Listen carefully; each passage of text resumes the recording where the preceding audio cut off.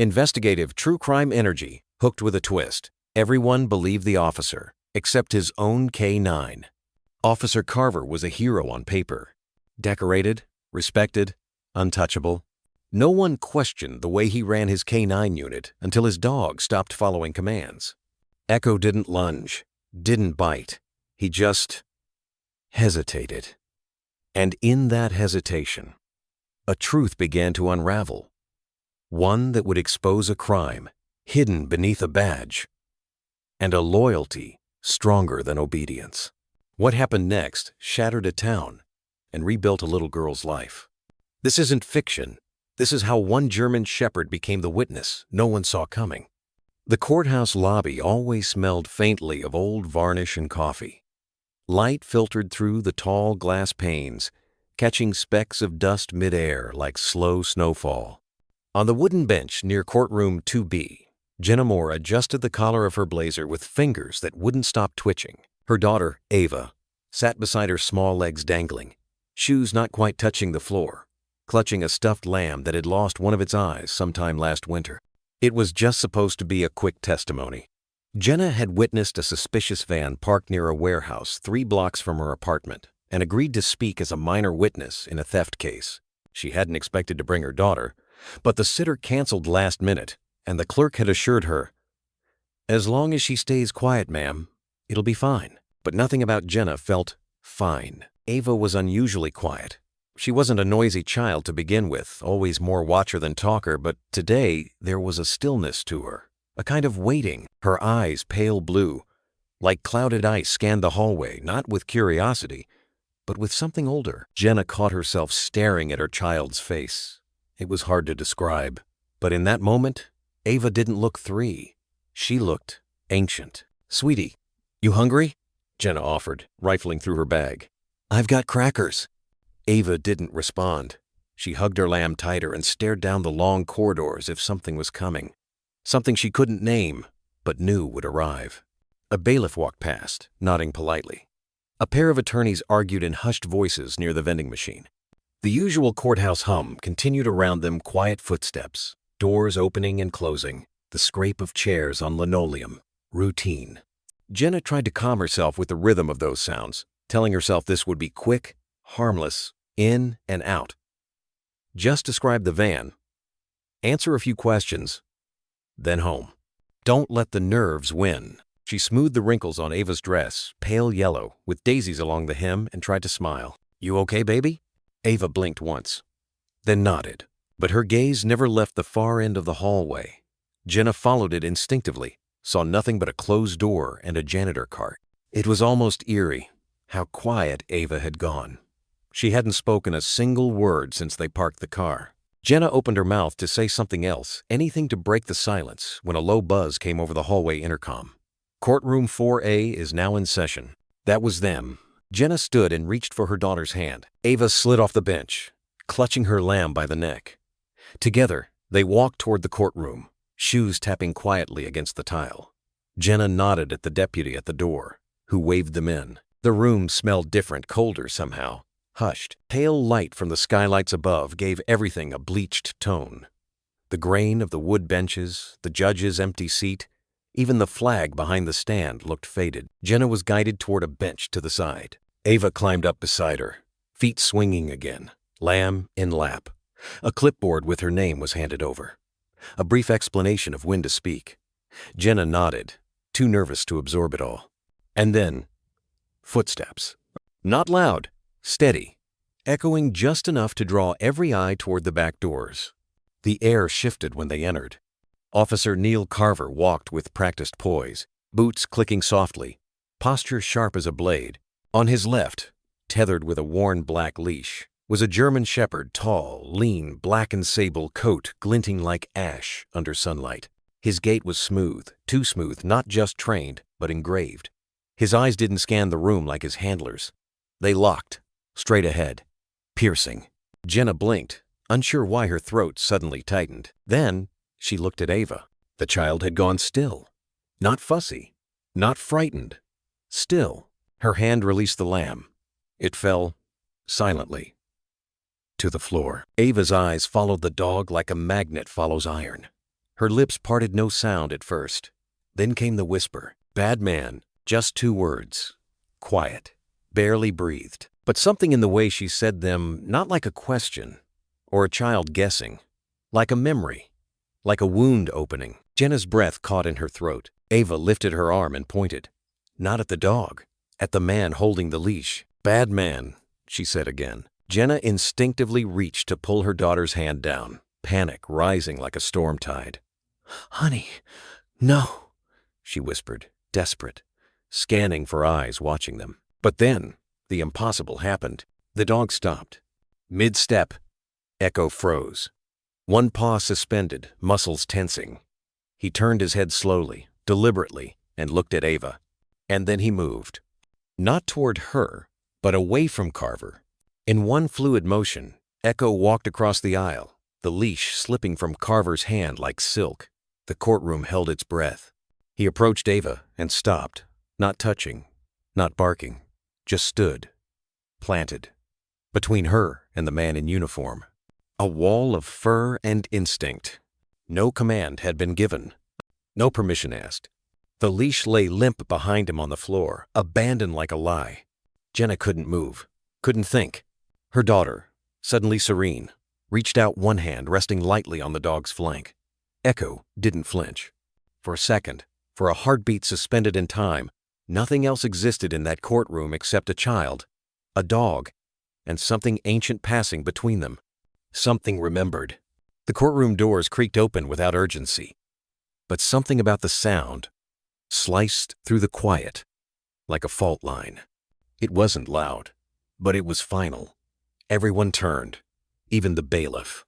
Officer Neil Carver stepped inside first, uniform pressed, polished badge catching the ceiling light. He had the kind of posture people mistook for confidence, but it was more practiced than real. Chest forward, jaw set, shoulders squared too tightly, like he knew eyes would follow him, and he preferred to stay ahead of their judgment. At his side, tethered by a long black lead, walked the dog. Echo, a German shepherd, darker than most, with sable down his spine that looked like smoke rising through ash. His gait was fluid, too silent for a dog his size. Muscles coiled just beneath the surface of his sleek frame, moving with a precision that wasn't just training. It was instinct, sharpened by repetition, dulled by obedience. But it wasn't the discipline that unsettled the room. It was the silence that moved with them the way conversations stopped without anyone deciding to stop them. Jenna Moore felt it first, that prickle on the back of the neck, that shift in air when something enters not just a room, but a space inside you, the part that remembers fear even when your brain hasn't caught up yet. Echo didn't scan the room like other K9s. He didn't nose for scent or crowd his handler's thigh. His eyes locked ahead like he already knew who he was looking for. And Ava saw him, still sitting beside her mother, lamb on her lap, one shoe dangling loosely from her foot. She had been so quiet watching, absorbing, but now her body changed. Not tense, not afraid, just alert. She leaned slightly forward, lips parting. One hand loosened its grip on the toy. Carver's boots echoed softly on the floorboards as he moved past the first row of benches. His eyes flicked around, more scanning than seeing. Jenna noticed how his fingers tapped absently against his thigh, a habit, maybe, or a tell. Echo followed one step behind, but his head turned. Not left, not right, straight to Ava. And then it happened, a moment so small it could have been missed by anyone not watching closely. But Jenna saw it. Ava's body went still, completely. Her breath didn't catch. Her lips didn't tremble.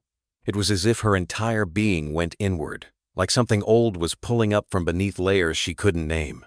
Her eyes locked on Carver, not the dog, the man, and she whispered, "Bad man."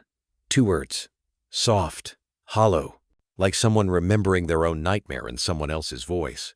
Jenna froze. "What?" she breathed, barely above silence. Ava didn't respond. Her arm rose, tiny fingers outstretched. "Bad man." And Echo stopped walking. Mid-stride, the German shepherd's right foreleg paused paw, suspended for a heartbeat in midair. His ears twitched, his eyes narrowed. Then the leash dropped. It didn't snap or slip, it fell, like a rope burned at the end. Carver turned, confusion slicing across his otherwise blank face. "Echo," he started, but the dog was already moving. He didn't lunge, didn't bark. He walked slow, sure, deliberate, away from the officer, across the aisle, toward the child whose voice had broken something ancient open. The sound of the leash skittering across the floor filled the silence like falling glass. Echo reached the girl in 5 measured steps. Not once did he look back at Carver. He stopped in front of Ava, standing between her and the rest of the courtroom, between her and Carver like a wall. He didn't face her. He didn't sniff or seek affection. He faced outward, still, tense, waiting, a sentinel. Jenna's mouth opened, but no words came out. Echo's eyes didn't scan. They locked. On Carver. Carver didn't move. Not right away. Someone in the gallery gasped quietly. The bailiff stood taller, uncertain. The judge, not yet seated, paused just inside the chamber doorway, catching only the final moment the girl's small hand resting lightly on the dog's shoulder, and the dog not moving, not blinking, not returning to heel. Carver took 1 step forward. Echo growled, low, controlled, a sound that didn't come from his throat but from somewhere deeper, like gravel being turned beneath a grave. The kind of sound that said, "I know you. I remember." Carver froze. Ava didn't flinch. Her hand stayed on Echo's shoulder, small fingers spread across sable fur. Jenna finally found her voice. "Ava, honey," she whispered, reaching out. But Ava didn't move, didn't cry. She leaned forward just slightly, her forehead resting against Echo's neck, and whispered again. He stayed. That's when Judge Madeline Rourke stepped fully into the courtroom. The expression on her face was unreadable, but her eyes swept the room with clinical speed. She took in the fallen leash, the frozen officer, the child with her hand against the fur of a dog who no longer responded to commands, and the mother trembling behind her. "Clear the gallery," she said to the bailiff, her voice even. "Call internal affairs, now, and get me Elias Vance." For a moment, no one moved.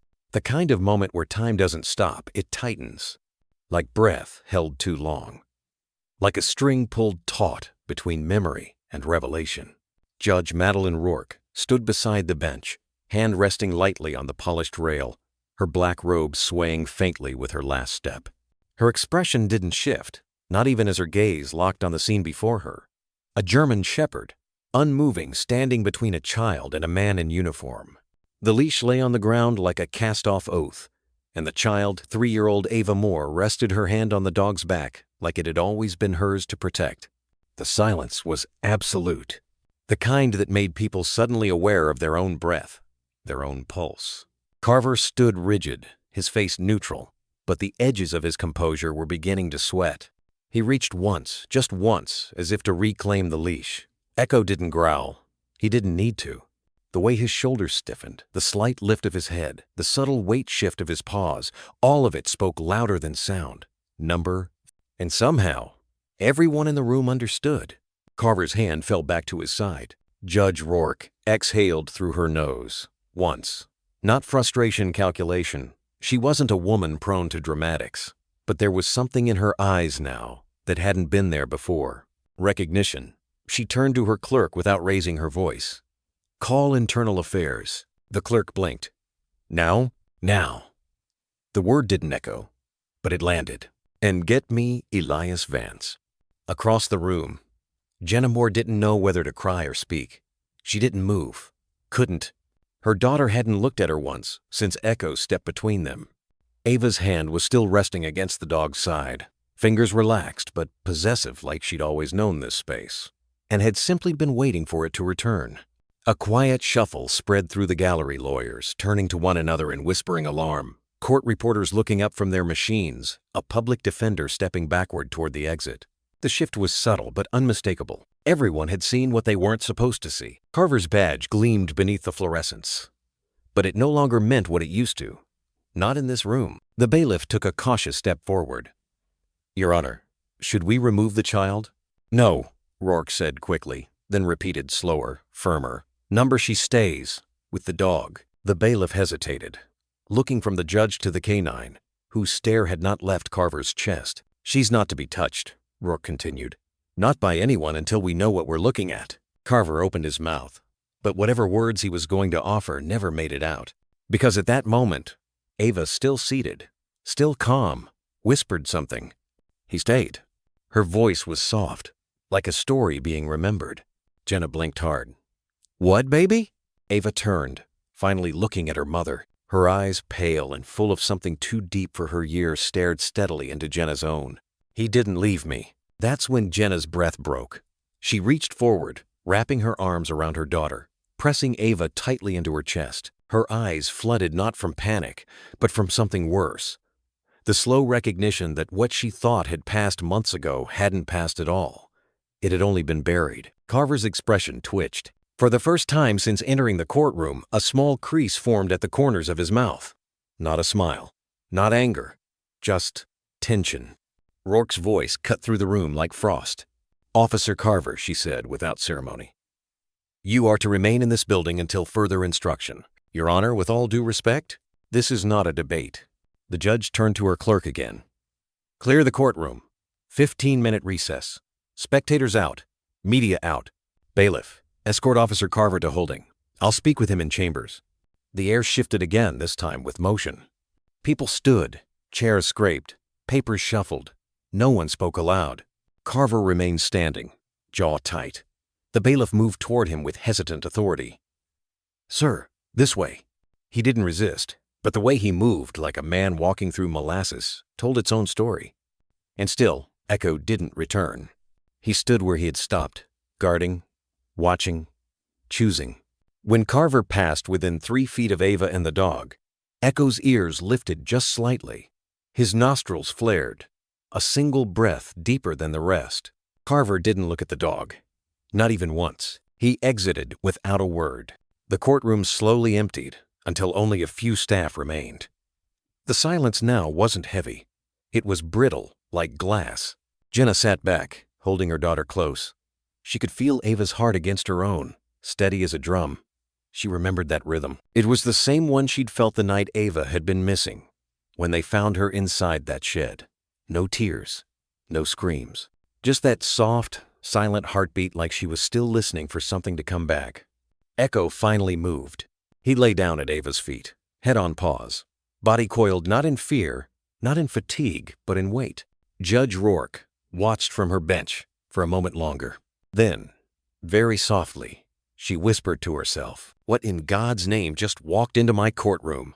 And with that, she turned and disappeared through the rear door, the heavy oak closing behind her with a muted click, leaving only the sound of Echo's slow, steady breathing, and the small hand still resting on his back. The courtroom was still under the heavy hush of disbelief, the kind that settles when truth hovers just beyond the edge of comprehension. Echo didn't move. He stood there, fur bristling slightly, ears twitching forward like radar, every muscle along his frame tuned to an invisible frequency only he seemed to hear. The sunlight from the tall window carved his silhouette sharply into the floor, shadow stretching toward the witness stand toward Ava. The little girl hadn't said another word. She simply stared at him, her eyes wide, unblinking, one hand still clutching the hem of her mother's jacket. The other hung loose at her side, fingers flexing unconsciously. And Echo. He watched her back. Not Carver, not the bailiff shouting his name. Only her. "Echo, return!" The bailiff barked again, stepping forward, a tremor in his voice now. "I said return!" But the German shepherd didn't even flinch. His breath came slow and steady. His gaze flicked between Ava and the door, his stance protective, immovable, like a sentry who had finally remembered his post. Carver stood frozen in place, jaw clenched. For a second, he looked not like a handler in control, but a man standing on the edge of something unraveling. Judge Rourke had already called for recess and left the bench. But many spectators remained in the gallery, lawyers whispering, reporters scribbling furiously, and officers exchanging puzzled glances. No one knew what to do. No one dared move. And then Jenna took a small step forward. Her hand hovered near Ava's back, instinctive, protective, but she didn't pull the child away from the dog. She looked at Echo, really looked at him, and something in her features softened, not in fear, but recognition. Maybe it was the way Echo stood not as a threat, but as a guardian. Maybe it was how Ava, usually jittery around men or loud noises, hadn't screamed. Jenna dropped to her knees slowly, leveling herself with her daughter. "You okay, baby?" she whispered. Ava nodded, eyes still on Echo. "He's not scary, Mommy." Jenna's throat tightened. She turned her head, glancing up at the bailiff, who now looked more confused than authoritative. "Don't touch him," she said quietly. "He's not going to hurt anyone." The bailiff hesitated. Carver looked like he wanted to object like he needed to, but no words came. There was a flicker of something in his expression, something buried beneath the badge and the uniform. Fear? Shame? Guilt? Echo glanced back at Carver for the first time, and for a breathless second, their eyes locked not in connection, but accusation, the kind that doesn't need words. Carver flinched first. The tension fractured when the courtroom door opened with a creak. A tall man entered, coat still dusted with early morning mist, eyes scanning the room like a hawk just disturbed from his perch. Elias Vance, Internal Affairs.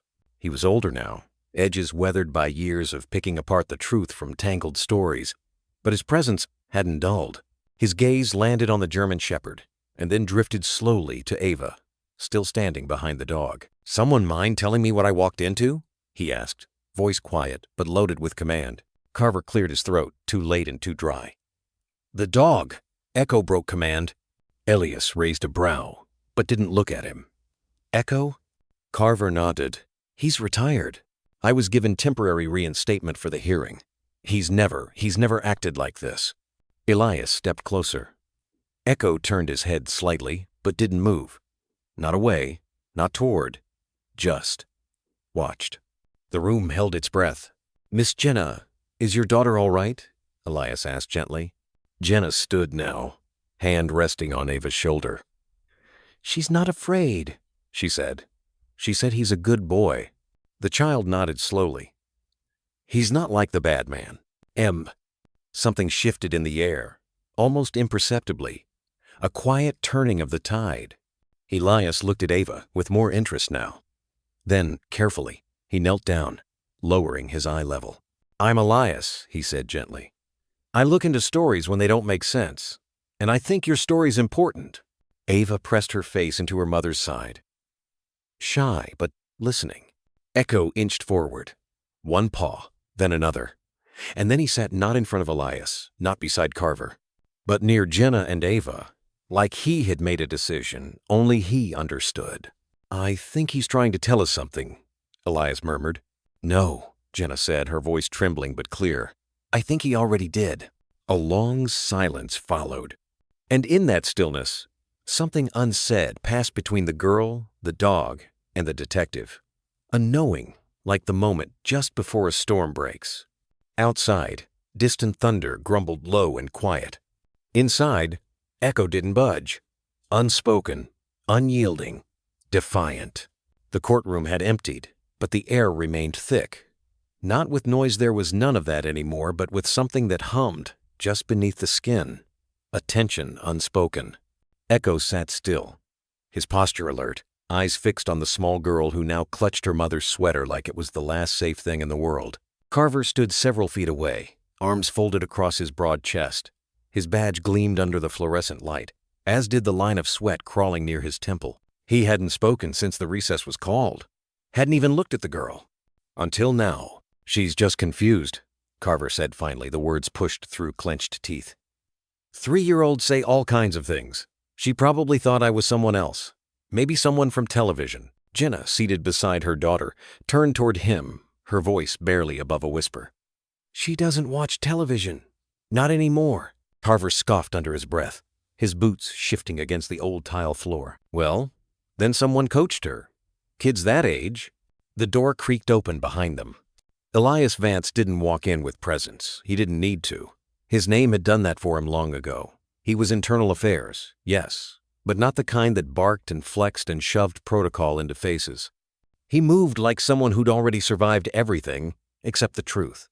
Gray suit, dark eyes, silent footsteps, a kind of quiet that made people feel like they'd already said too much. "Officer Carver," Elias said, not with accusation, but something softer probing. Carver straightened, like a student who hadn't expected the principal to call his name. Sir. Elias didn't answer. His eyes were on Echo. The dog had not moved an inch since recess was called. He sat like a statue, a sentinel made of muscle and memory. Yet there was something undeniably alive in the way his ears twitched, the way his nostrils flared ever so slightly as Jenna moved her hand to stroke Ava's hair. "Did you command him to stand there?" Elias asked. Carver shifted his weight. "No, sir. He broke from protocol. It happens sometimes. Residual trauma from the field." "Field?" Elias echoed, kneeling slightly to observe Echo's stance. "He's retired." Carver nodded. 3 months ago, I took him in. Said he needed companionship after what he'd seen in deployment. But the truth is, he just couldn't follow orders anymore. He's not stable." Elias glanced over at Ava. She had stopped shaking, but her little hands still clutched the collar of her dress, like she didn't trust the fabric to stay on her body. Her eyes didn't meet anyone's, not even her mother's, just the dog's. She said something before Echo moved. Elias said. Carver hesitated. "A child's rambling." She pointed at me and said, "Bad man." Maybe I reminded her of her abuser. Maybe she saw a movie. Doesn't mean anything. Elias tilted his head, just slightly. "You know the interesting thing about these dogs?" he said. "They don't move because of words. They move because of feeling. Scent, fear, memory, or misinterpretation," Carver snapped, just a bit too quick. "He was trained to protect children. Maybe he just saw her as vulnerable and reacted on instinct." Elias walked over slowly, standing between Carver and Echo now. He crouched not to confront, but to observe. His voice lowered. "Tell me about the day you found her." Carver blinked. "What?" "The girl. 5 months ago. She was missing for 3 days. You said you found her locked in a tool shed off Route 9. Carver's jaw tightened. "Yes, sir. She was hungry, cold, tied up. I was responding to a burglary call when I heard crying. Broke in. Found her." "An Echo?" "What about him? Was he with you that night?" Carver didn't answer at first. Then, number, he was still in active service at that time, deployed with K9 Unit Bravo. Elias stood. "You're sure?" "Yes." Echo stirred then, just a shift in weight, but enough to draw everyone's eyes. He let out a breath, almost like a sigh, then lowered himself into a lay-flat position, still facing Ava. Still watching, but no longer rigid, as though something in the air had shifted, as though a decision had been made. Elias stepped closer to Jenna. "I need to ask you something difficult," he said gently. "Has Ava said anything before today about Officer Carver?" Jenna nodded slowly. "Not with words, but she's been terrified of uniforms. Always wakes screaming after we visit the precinct. She doesn't like men near her. And," she hesitated. "And what?" "She always draws the same thing, over and over again." She reached into her bag and pulled out a crumpled piece of paper, crayon drawings, messy and childlike but unmistakable. A tall man, a dog, and a small figure in the corner of a box-shaped room. Elias took it silently. "I think she remembers," Jenna whispered, "but she can't say it." Elias looked back at Carver. The officer's face had gone pale. His jaw was locked, and a thin tremble had begun in his left hand. "She's confused," Carver repeated. But it no longer sounded like a statement. It sounded like a plea. Echo stood again. Not suddenly, not with threat, but with a kind of gravity slow and deliberate. He turned toward Carver and took 2 steps forward, then stopped. The silence returned, thick like storm clouds gathering behind the eyes. Elias didn't say anything. He didn't need to. The hallway outside Courtroom 4B was hushed, its pale walls swallowing up the noise that had followed the earlier scene like a rising tide. There was a kind of weight in the air, now not loud, not panicked, but taut, like breath held for too long. Ava sat curled on the vinyl bench, her little legs pulled up, knees to chest, eyes wide but no longer frightened, only watchful. Jenna knelt before her, both hands holding her daughter's. Her forehead rested against the girl's knees, whispering gentle nonsense, songs from bedtime, the names of favorite horses from cartoons, anything to fill the silence with something that didn't ache. Across the hallway, Elias Vance stood leaning against the wall, arms folded but not rigid. His expression, though quiet, had sharpened eyes narrowed with the kind of focus that didn't miss details. His gaze wasn't on Ava, but on the space between her and the German shepherd who hadn't left her side since the moment he broke protocol. Echo stood sentinel, his body still but not relaxed. His hind legs were planted firmly, but his weight leaned forward just slightly, shoulders stiff, breath measured. His left ear twitched now and then, but his eyes were fixed on the corridor, tail down yet never tucked. Not guarding the building, guarding her. Jenna reached up and brushed a loose curl from Ava's forehead. "You okay, baby?" Ava gave a small nod. Her voice was quiet, thin, like it had been folded inside her chest for too long. "The dog knows." Jenna blinked. "Knows what, sweetheart?" Ava looked past her mother then, straight toward Elias, though she didn't know his name. There was something in her stare that made Elias stand upright, a seriousness that didn't belong to a child who had just turned 4. Her little hand touched the rough fur at Echo's neck. The dog didn't flinch, didn't blink. "He locked me," she said. 3 words, barely breathed. But they cracked the air. Jenna froze. "What did you say, Ava?" she asked again, this time with a tremor she tried to swallow. Ava turned her face toward her mother, and there it was, just for a moment, the shadow behind her eyes, a flicker of memory no child should have. "He locked me, in the blue room, with the cold smell." Ugh. Jenna recoiled, just slightly, like something had grabbed the base of her spine.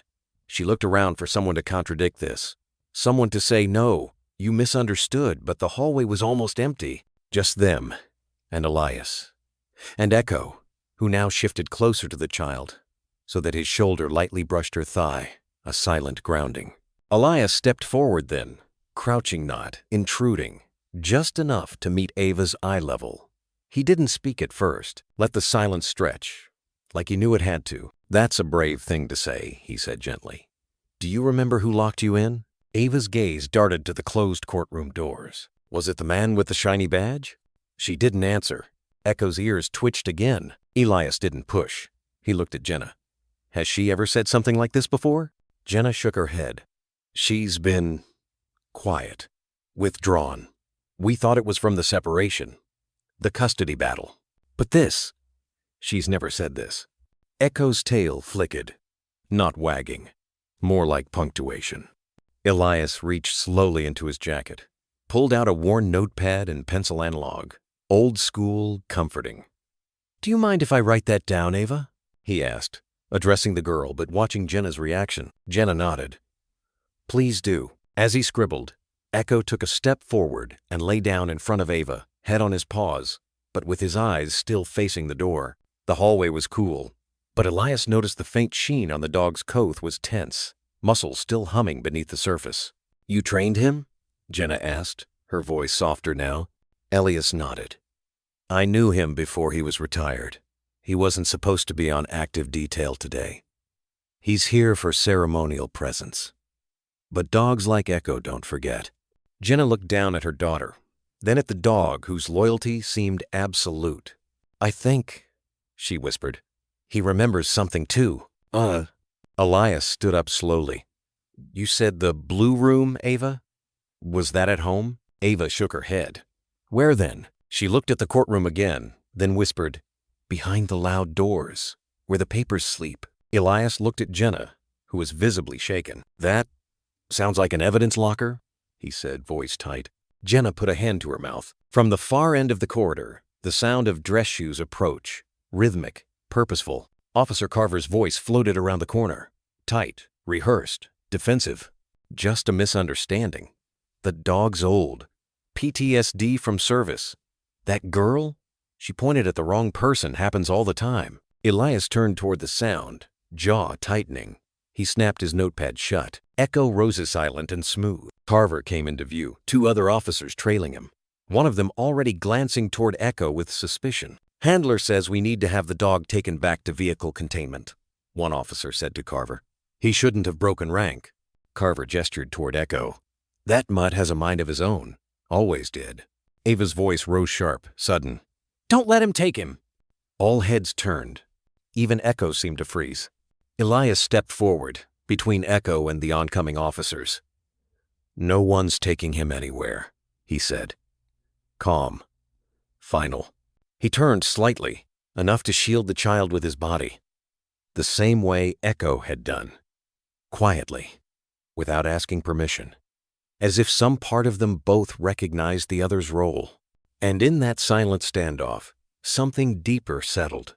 Not just suspicion, not just procedural tension, but the beginning of truth. Something had happened, and someone, maybe more than one, had sensed it. A child had spoken. A dog had confirmed. Now the question was, would anyone listen? The sound of a flickering desk lamp hummed softly against the quiet buzz of the precinct's late-night stillness. Elias Vance sat alone in the records room, leaning over a printed incident report that smelled faintly of old toner and recycled doubt. The paper was neatly typed, punctuated by the sterile language of law enforcement. But no matter how many times Elias read it, something gnawed at him. Subject: Ava Callahan. Age: 4. Incident type: child temporarily missing during a community barbecue. Officer Carver located the subject behind the community center garden shed. Child was unharmed. Duration of disappearance: 2 hours. That was it. 2 hours. Summarized in 5 flat lines. He exhaled slowly and sat back. The fluorescent light above him cast long shadows over the floor, where Echo lay curled silently near the door. Though the German Shepherd had been given no command to stay, he hadn't strayed far from Elias's side since leaving the courthouse. And Elias didn't ask why. Some dogs didn't need orders, they needed reasons. He flipped through the supplemental notes. There were no photos, no witness statements, no follow-up interview with Ava's mother, no recorded medical evaluation. It was as if Ava had simply wandered off, then wandered back into someone's arms. Except she hadn't wandered back. Carver had found her, and that changed everything. Elias reached for a worn manila folder, labeled in his own handwriting. Case 714, Ava Callahan. He opened it slowly, reverently, like it held something fragile. Inside were printed screenshots from Jenna's Facebook posts, timestamps from the neighborhood barbecue event page, even security footage requests that no one had ever followed through on. Everything he could gather since the courtroom incident. He thought about Ava's whisper earlier that morning, 5 words, barely audible above the hum of hallway chatter. He locked me. The bad man. No child said that without meaning. And no dog like Echo would react the way he had without cause. Elias's fingers brushed against the edge of the last document in the folder. It was a rough print of a frame he'd pulled from a local volunteer's live stream of the BBQ. He zoomed in. There, between 2 tents and a folding table of hot dogs, stood Carver, his hand wrapped around Ava's tiny wrist. She wasn't crying. She wasn't smiling.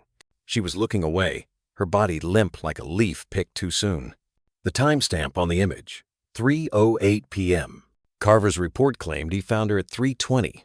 That was the first crack. Elias leaned forward, scribbling a note. Discrepancy: 12 mins. Location not aligned with behind garden shed. He didn't know what it meant. Not yet. But he knew what it didn't mean. Safety, truth, trust. Behind him, Echo stirred. A soft whine escaped his throat, low and restrained, like he could sense the weight of the air in the room. Elias looked at the dog and gave a small nod. Yeah, he murmured. I feel it too. There was something wrong here. Something carefully veiled, but clumsily hidden. And as he leaned back, arms crossed and mind racing, Elias didn't just see a report. He saw a hole, a silence no one had dared to question. Until now. The next morning came with overcast skies and a wind that carried the scent of rain and something metallic beneath. Elias pulled into the quiet parking lot behind the community center. The place had that eerie stillness of public buildings left vacant during school hours. He stood in the same gravel lot described in the report. There were no surveillance cameras here. Now there hadn't been then either. But the garden shed still stood, small and wooden, its lock rusted, its windows streaked with years of grime. Echo stepped forward on his own, walking toward the shed without prompting. His ears were up. His nose twitched. And then he stopped. A sudden growl rumbled low from his chest. Not loud, just enough. Elias stepped forward, fingers brushing the side of the shed. Then the latch. It wasn't fully secure. He opened the door slowly. Inside, the air was stale, Dust floated in lazy spirals from a thin beam of light that filtered through a crack in the roof. Garden tools lined the walls. A torn plastic tarp hung like a neglected curtain in the corner. And on the wooden floor, something almost invisible unless you were looking for it was a single pink plastic hair clip, dulled with age. Elias crouched and picked it up gently. It was shaped like a butterfly. In his peripheral vision, Echo stood stiff and alert, his gaze locked on the back wall. Then Elias noticed it just above the baseboard, small, almost like a doodle, drawn in pale purple crayon. "Mommy, help." The line shook slightly, like written by a hand too young to stay steady. But it was there. And it wasn't mentioned in any report. Not by Carver, not by anyone. Elias stepped outside, staring at the shed now like it was a crime scene no one had ever called in. His heart beat heavy, not with fear, but with knowing. Something had happened here. And he'd been right to dig. Beside him, Echo sat down in the dirt, his gaze never leaving that shed door. "Not once," Elias whispered almost to himself. "We're not walking away from this." Echo didn't bark. He didn't move. He didn't need to. They both knew the truth had been here all along, buried beneath ink and silence. And they just started to unearth it. The case file lay open on the desk like an unfinished confession. Elias Vance sat alone in the dim light of his home office, a single lamp casting long shadows against stacks of manila folders and dog-eared reports. His coffee had long gone cold. Outside, the wind pressed softly against the windows, like something trying to be heard but not quite strong enough to break in. He had read Carver's report a dozen times. It was concise, too concise, the kind of report that told a story, just not the right one. He exhaled slowly and flipped the page back to the beginning. Missing juvenile, age 4. Time missing, approx 2 hours. Located by Officer Carver at 6:48 p.m. Status, safe. No injuries reported. That last line tugged at something in him. He knew the town. He knew the park. He had walked its grounds during his own years in uniform. The shed Carver mentioned, old tool shed behind the community center, wasn't somewhere a child would end up on accident. And if Ava had been safe, why had she refused to speak for 2 full days afterward? Elias reached for the secondary records incident photos, scanned diagrams, statements from volunteers. Half of it was boilerplate. But when he pulled the scanned floor plan of the area, his brow furrowed. The shed wasn't near the BBQ grounds. It was nearly 2 lots over, separated by a low chain fence and a patch of trees. The path leading there wasn't part of the event. It wasn't even visible unless you wandered. Why would a 4-year-old cross 2 boundaries to reach a locked shed? He pulled the door log. There wasn't one. He leaned back in his chair, the groan of the leather quiet in the stillness. The shed was padlocked. Always had been. Maintenance had confirmed that during a winter inventory just a month prior, the padlock had to be cut when Ava was found. So how did Carver get in? And more importantly, why hadn't the report said anything about the blood? He turned to the supplemental notes hidden in the back of the scanned file, almost an afterthought. There it was. Child presented minor abrasions on forearms and upper legs. Likely from debris. Likely. Elias zoomed in on the photos. The abrasions were more than scratches. They were defensive and pattern wounds made by trying to push through or away from something rough. Tiny crescent bruises circled one wrist. He had seen those before grip marks, from hands too large to belong to a child. The silence around the case now felt suffocating. He dug deeper.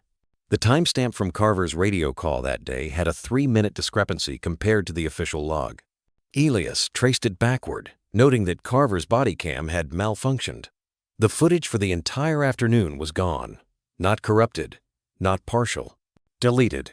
He opened the technical report filed by IT. No metadata recoverable. Overwritten with parking lot footage 2 days later.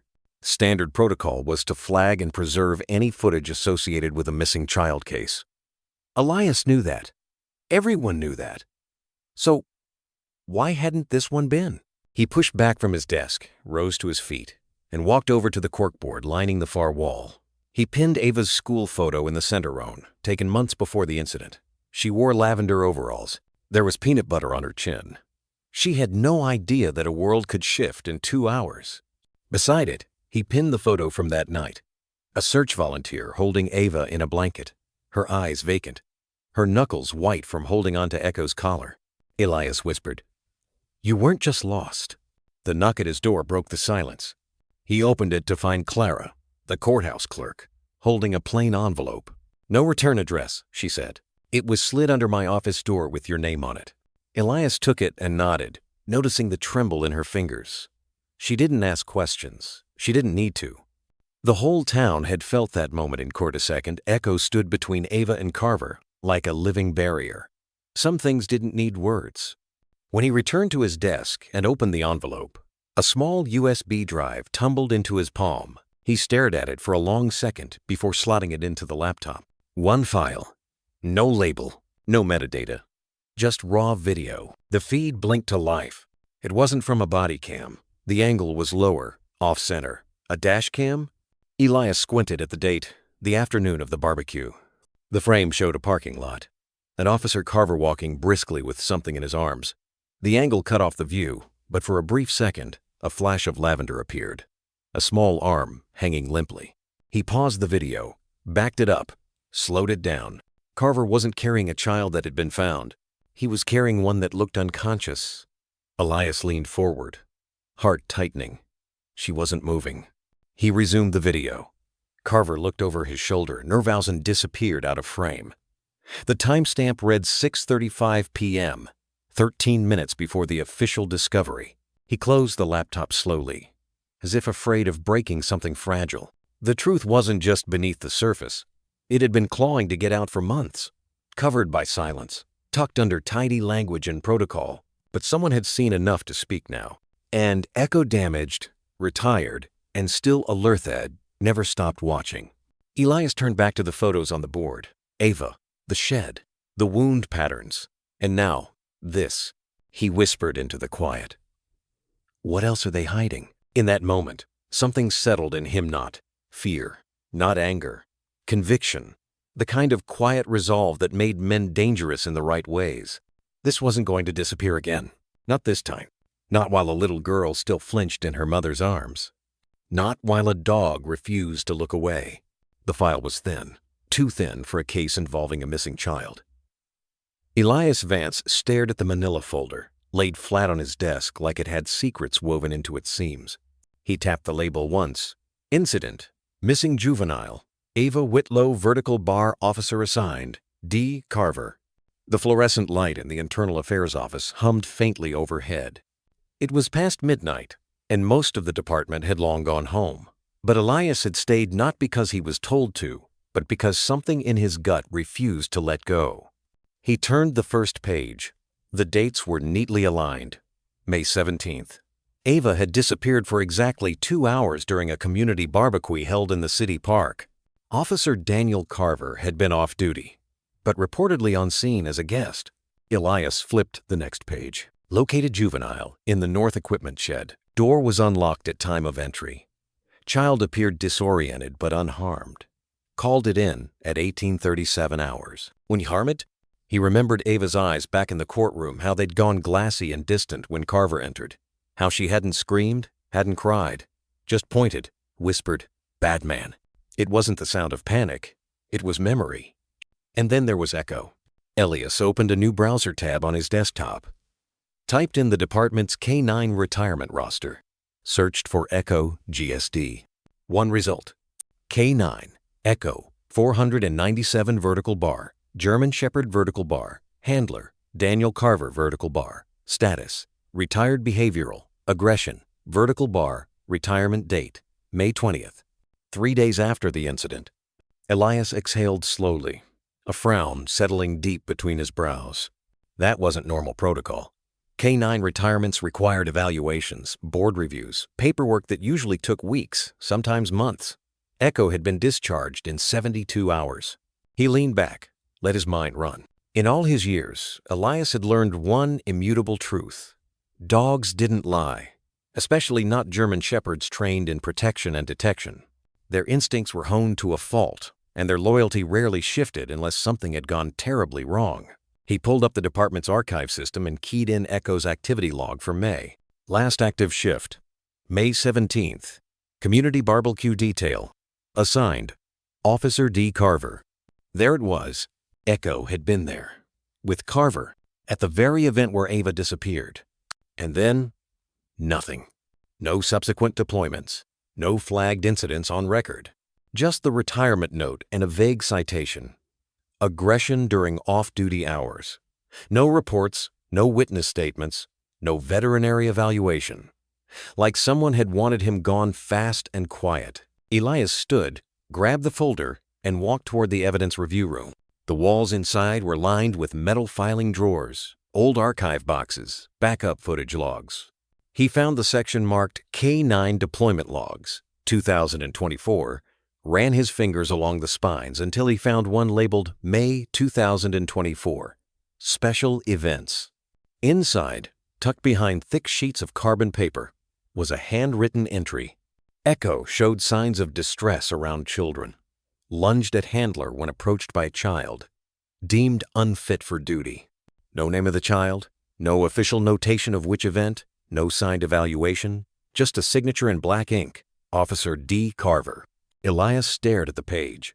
Ali written in neat cursive. Because Echo hadn't shown aggression in that courtroom. Not to anyone but Carver. And even then, it hadn't been aggression. It had been something else. Something protective, almost personal. He picked up his phone. Dialed the K9 Rehabilitation Center. Yeah, this is Special Agent Elias Vance with IA. I'm looking for the current housing status of a retired K9 designation Echo 497. There was a brief pause on the other end. Oh, Echo, the voice said. He's technically on hold. Was adopted temporarily by Officer Carver, but returned 3 weeks later. Since then, he's been under private foster assigned due to unsuitability for adoption. Elias's voice hardened. Unsuitability based on what? The staff member hesitated. Behavioral notes say he became unpredictable, especially around Carver, but honestly, we've had zero issues since he's been out of that environment. He's gentle, guarded, but gentle, especially with children. A silence stretched between them. Who's fostering him now? That would be Miss Whitlow. Jenna Whitlow? Yes, sir. Elias hung up without saying more. His thoughts turned to the moment in court when Echo had broken free, not with rage, but with purpose. He hadn't attacked. He'd stood watch, planted himself between Ava and Carver like some silent verdict. Not barking, not biting, just being. A presence. A memory that hadn't forgotten. Elias gathered the documents, tucked them back into the file, and paused for a breath. The quiet of the office had changed. Not louder, just heavier. Like truth was starting to rise to the surface thick and slow like oil from a cracked drum. He looked once more at the thin stack of papers. This wasn't about a shed, or a missing child, or even a retired K9. This was about what happens when a truth too painful to name finds its voice, not through words, but through the posture of a dog who remembers. Echo had been there, and Echo had not forgotten. Not the scent, not the fear, not the man who made a child go silent. And now, neither would Elias. The fluorescent lights of the K9 holding room buzzed faintly overhead, too bright, too cold. Cement walls, a metal crate, stainless steel bowls untouched. Echo lay curled in the corner of the enclosure, not in submission, but in silent protest. He hadn't moved since they led him here. The handler had tried everything. Fresh water, soft commands. A biscuit still sat near the threshold of the open crate door, untouched. His ears didn't flick. His gaze didn't shift. He simply watched the narrow corridor outside, as if willing it to reveal a small figure with curly brown hair and oversized sneakers. Ava. He'd only seen her once since the courtroom incident when she was ushered past the observation window in the arms of her mother. His body had tensed, ears perked. He stood for the first time all day, pressing silently against the glass with something between desperation and reverence. When she disappeared down the hallway, so did the light in his eyes. Now he lay still once more. A dog built for obedience had gone mute to every order except the one carved into his instinct: protect her. Elias stood behind the two-way mirror, arms folded, eyes heavy. The notebook in his pocket was filled with more than reports now. It held questions that stung deeper than facts. Why would a retired K9, once declared aggressive, now risk defying every command just to be near a child? What did Echo know or remember that no one else had dared write down? A tech entered softly beside him. "He hasn't touched food in nearly 30 hours. We tried to walk him. He wouldn't budge." Ugh. Elias didn't respond at first. He was watching Echo's chest rise and fall, slow, deliberate, like someone trying to stay awake in a dream they didn't trust. The dog wasn't sick. He wasn't injured. He was waiting. That was loyalty, yes, but also grief. "Let him see her," Elias said quietly. The tech hesitated. "We can't, sir. She's a civilian minor." "She's not afraid of him," Elias replied. "And he's not going to survive much longer like this. He's not disobeying. He's mourning." Ugh. The silence stretched. Eventually, the tech nodded. They brought Ava in gently. Jenna's hand cradled the girl's back, one palm protective on her chest, as if shielding her from things she didn't yet have words for. But the child wasn't afraid.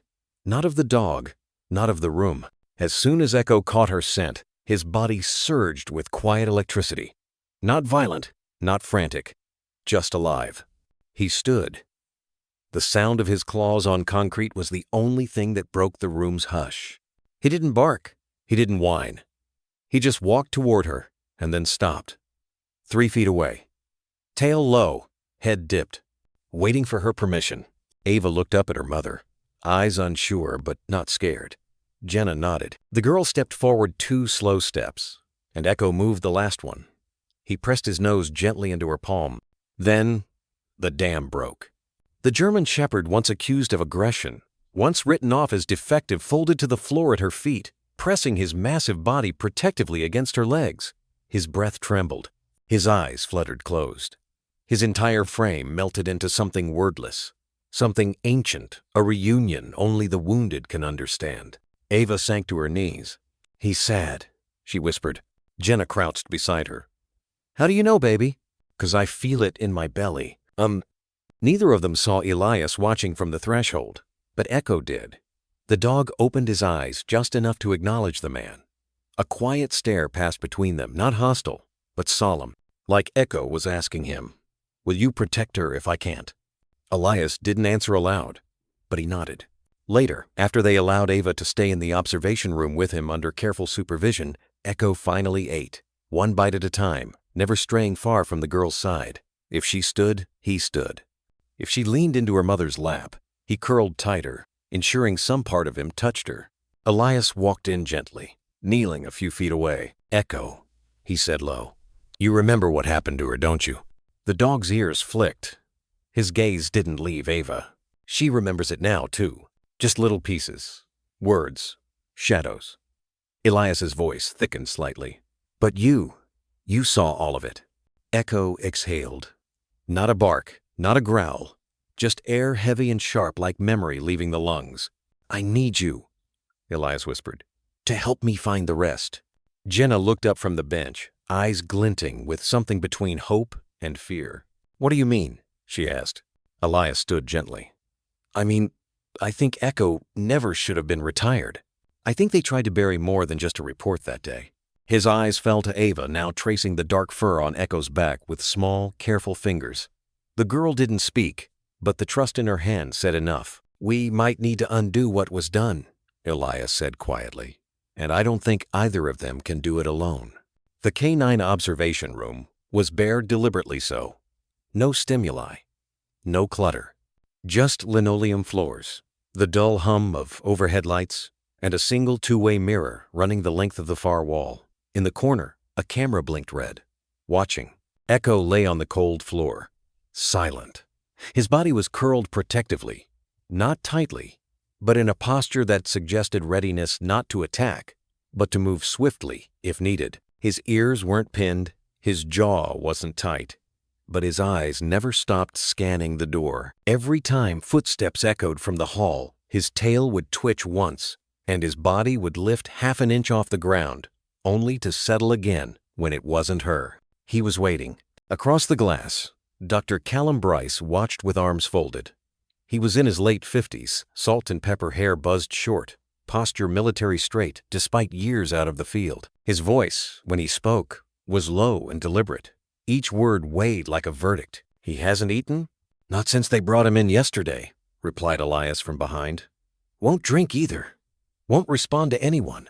Not even to the trainers he used to work with. Bryce nodded once, not surprised. He didn't take notes. He didn't need to. And the girl? Ava, 7. Echo only responds when she's in the room. Even then, he doesn't play, doesn't wag his tail, just tracks her like he's bracing for something to go wrong. Bryce's eyes narrowed not at the dog, but at something deeper, the pattern beneath the behavior. He's not just watching her. He's memorizing her movements. Elias turned. "You think this is trauma?" "No," Bryce said quietly. "I think this is memory." He stepped closer to the glass. Echo's ears flicked. For the first time, the dog shifted his gaze toward the mirror. He couldn't see them, but something in the way he stared, unwavering, suggested he knew he was being analyzed, and didn't care. Bryce broke the silence. "This is not the posture of a dangerous animal. This is the posture of a soldier who's been left on the wrong battlefield and still refuses to abandon his post." Elias was quiet a moment, letting that settle. Then, "The official record says Echo was retired for aggression after an incident 5 months ago. Same day, Ava went missing." Bryce didn't flinch. "I read the report. What wasn't in it was louder than what was.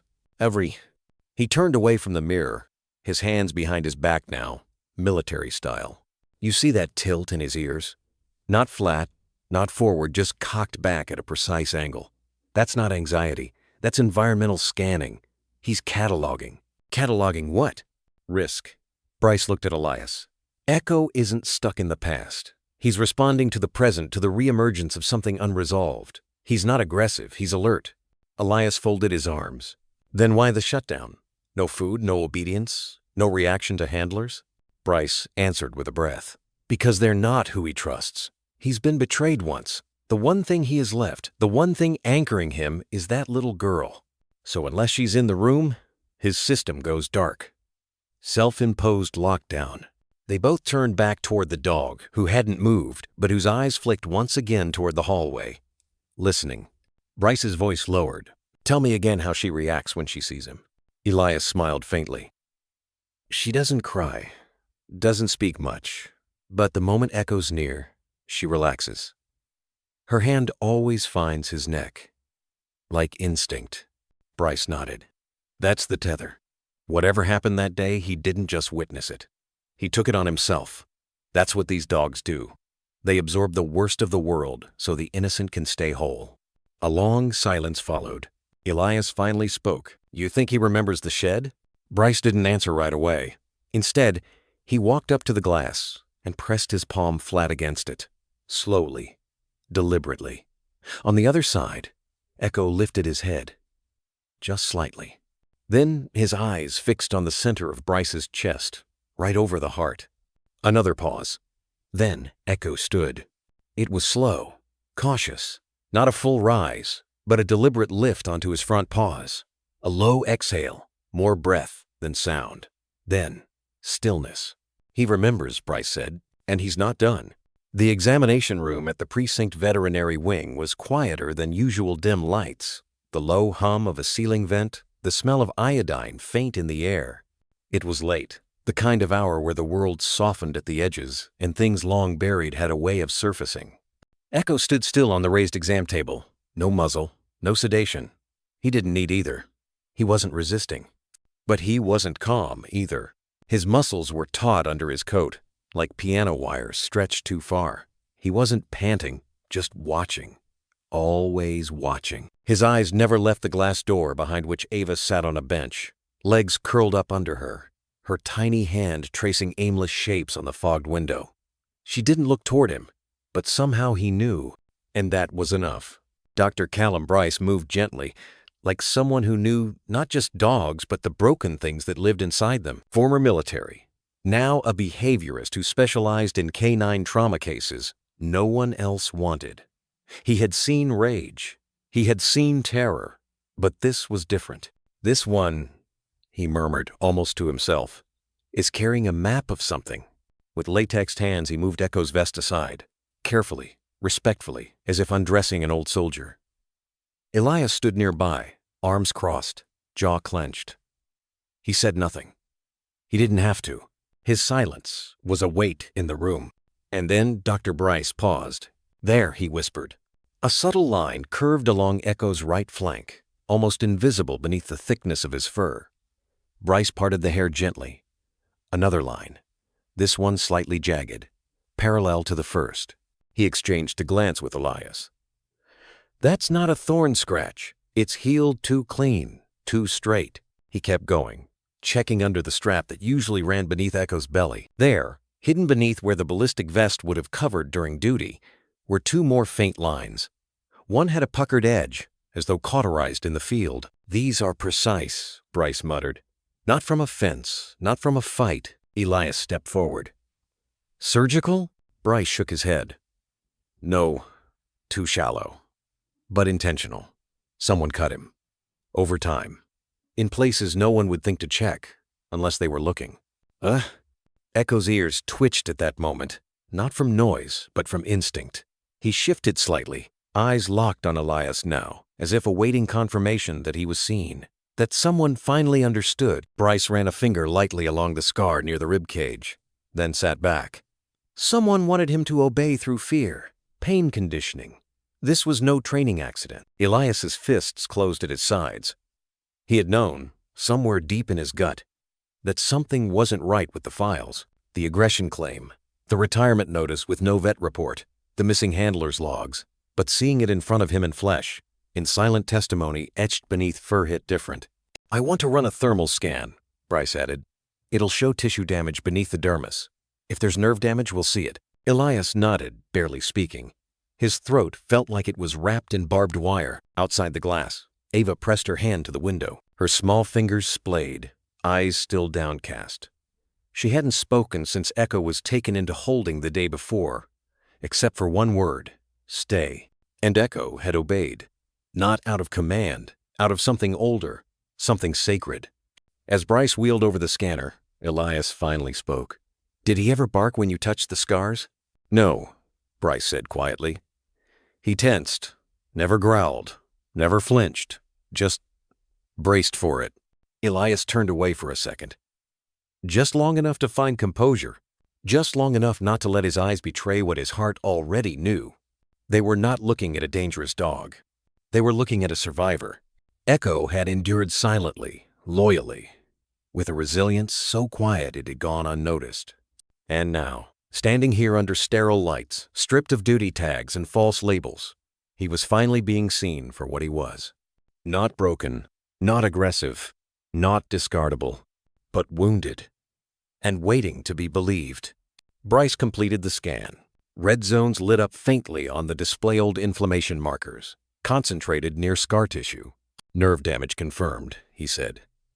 "Chronic, from repeated trauma. These aren't one-time injuries." Elias stared at the screen. "Which means the report's a lie." Bryce nodded. "And more than that, the fact that he still protects the girl, after whatever happened?" He let out a breath. "That's not instinct. That's memory. That's a promise." The door behind them clicked open softly. It was Ava. No one had called her, but she walked in anyway barefoot, quiet, like she knew she was supposed to be there. She didn't speak.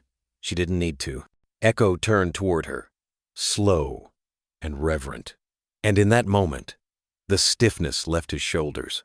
The hardness drained from his stare. He lowered his head and pressed his nose into her hand. Not a sound, not a bark, but everything said. Elias looked at Bryce.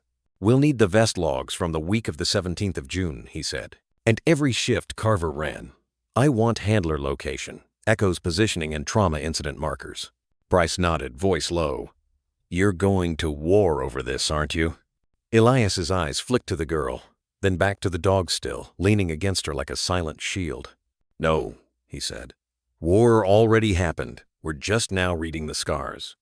The room was sterile, windowless, and quiet enough that even the buzz of the overhead fluorescent lights sounded loud. Elias stood just outside the glass partition, arms folded, watching Echo through the clear pane like someone peering into a world not entirely human but no less haunted. Echo sat still in the center of the observation room, not tense, not relaxed, simply waiting. The German shepherd's ears twitched at the smallest sounds. but his eyes never drifted far from the door. The door Ava had passed through 20 minutes earlier. It had taken hours of coaxing, planning, and subtle choreography to even get Echo to stay behind. He'd pressed his body against hers when they tried to separate them that morning. Muzzle trembling, low hums vibrating in his throat, not a growl, but something older, sadder, a sound made of instinct and memory. Dr. Callum Bryce stood beside Elias now, clipboard in hand, brows furrowed with that mix of curiosity and concern. Only men who've seen too much can wear well. The retired K-9 trauma behaviorist adjusted his glasses and gave a slow nod to the technician at the audio station. "All right, let's start with routine patrol logs," Bryce said softly. "Nothing out of sequence. We're just listening." The room's overhead speaker crackled to life. "Unit 4, West Perimeter clear. Standing by for next grid sweep." Echo's head tilted slightly. His ears perked recognition, not alarm. "Copy that. Proceed to Zone 6. Standard interval." Footsteps in the audio. Static. The shuffle of boots over leaves. "Echo, lay down," Bryce murmured. "See that? No stress signals. Ears relaxed. Breathing even." They went through 7 more clips. Wind in trees, distant barking, an engine starting, even the dull thud of distant gunfire field recordings from training exercises. Echo remained a statue, present but indifferent, as if the past had no voice here. Then clip 11 came on. "Get him back in the crate. I don't care if he's bleeding." He lunged. "He's a tool, not a pet." Echo's body froze, not just alert, but rigid, like something ancient and instinctive had flared in his blood. Bryce lowered the clipboard. "Pause it." The technician hit the key. Silence snapped back like a taut wire. Echo was on his feet now, tail low but straight, legs locked. His ears swiveled sharply forward, and his eyes, those deep, intelligent, silent eyes, burned toward the speaker. "That voice," Elias whispered. "That's Carver." Echo let out a low sound. Not quite a whine, not quite a growl, just a note, hollow, shaking at the edges.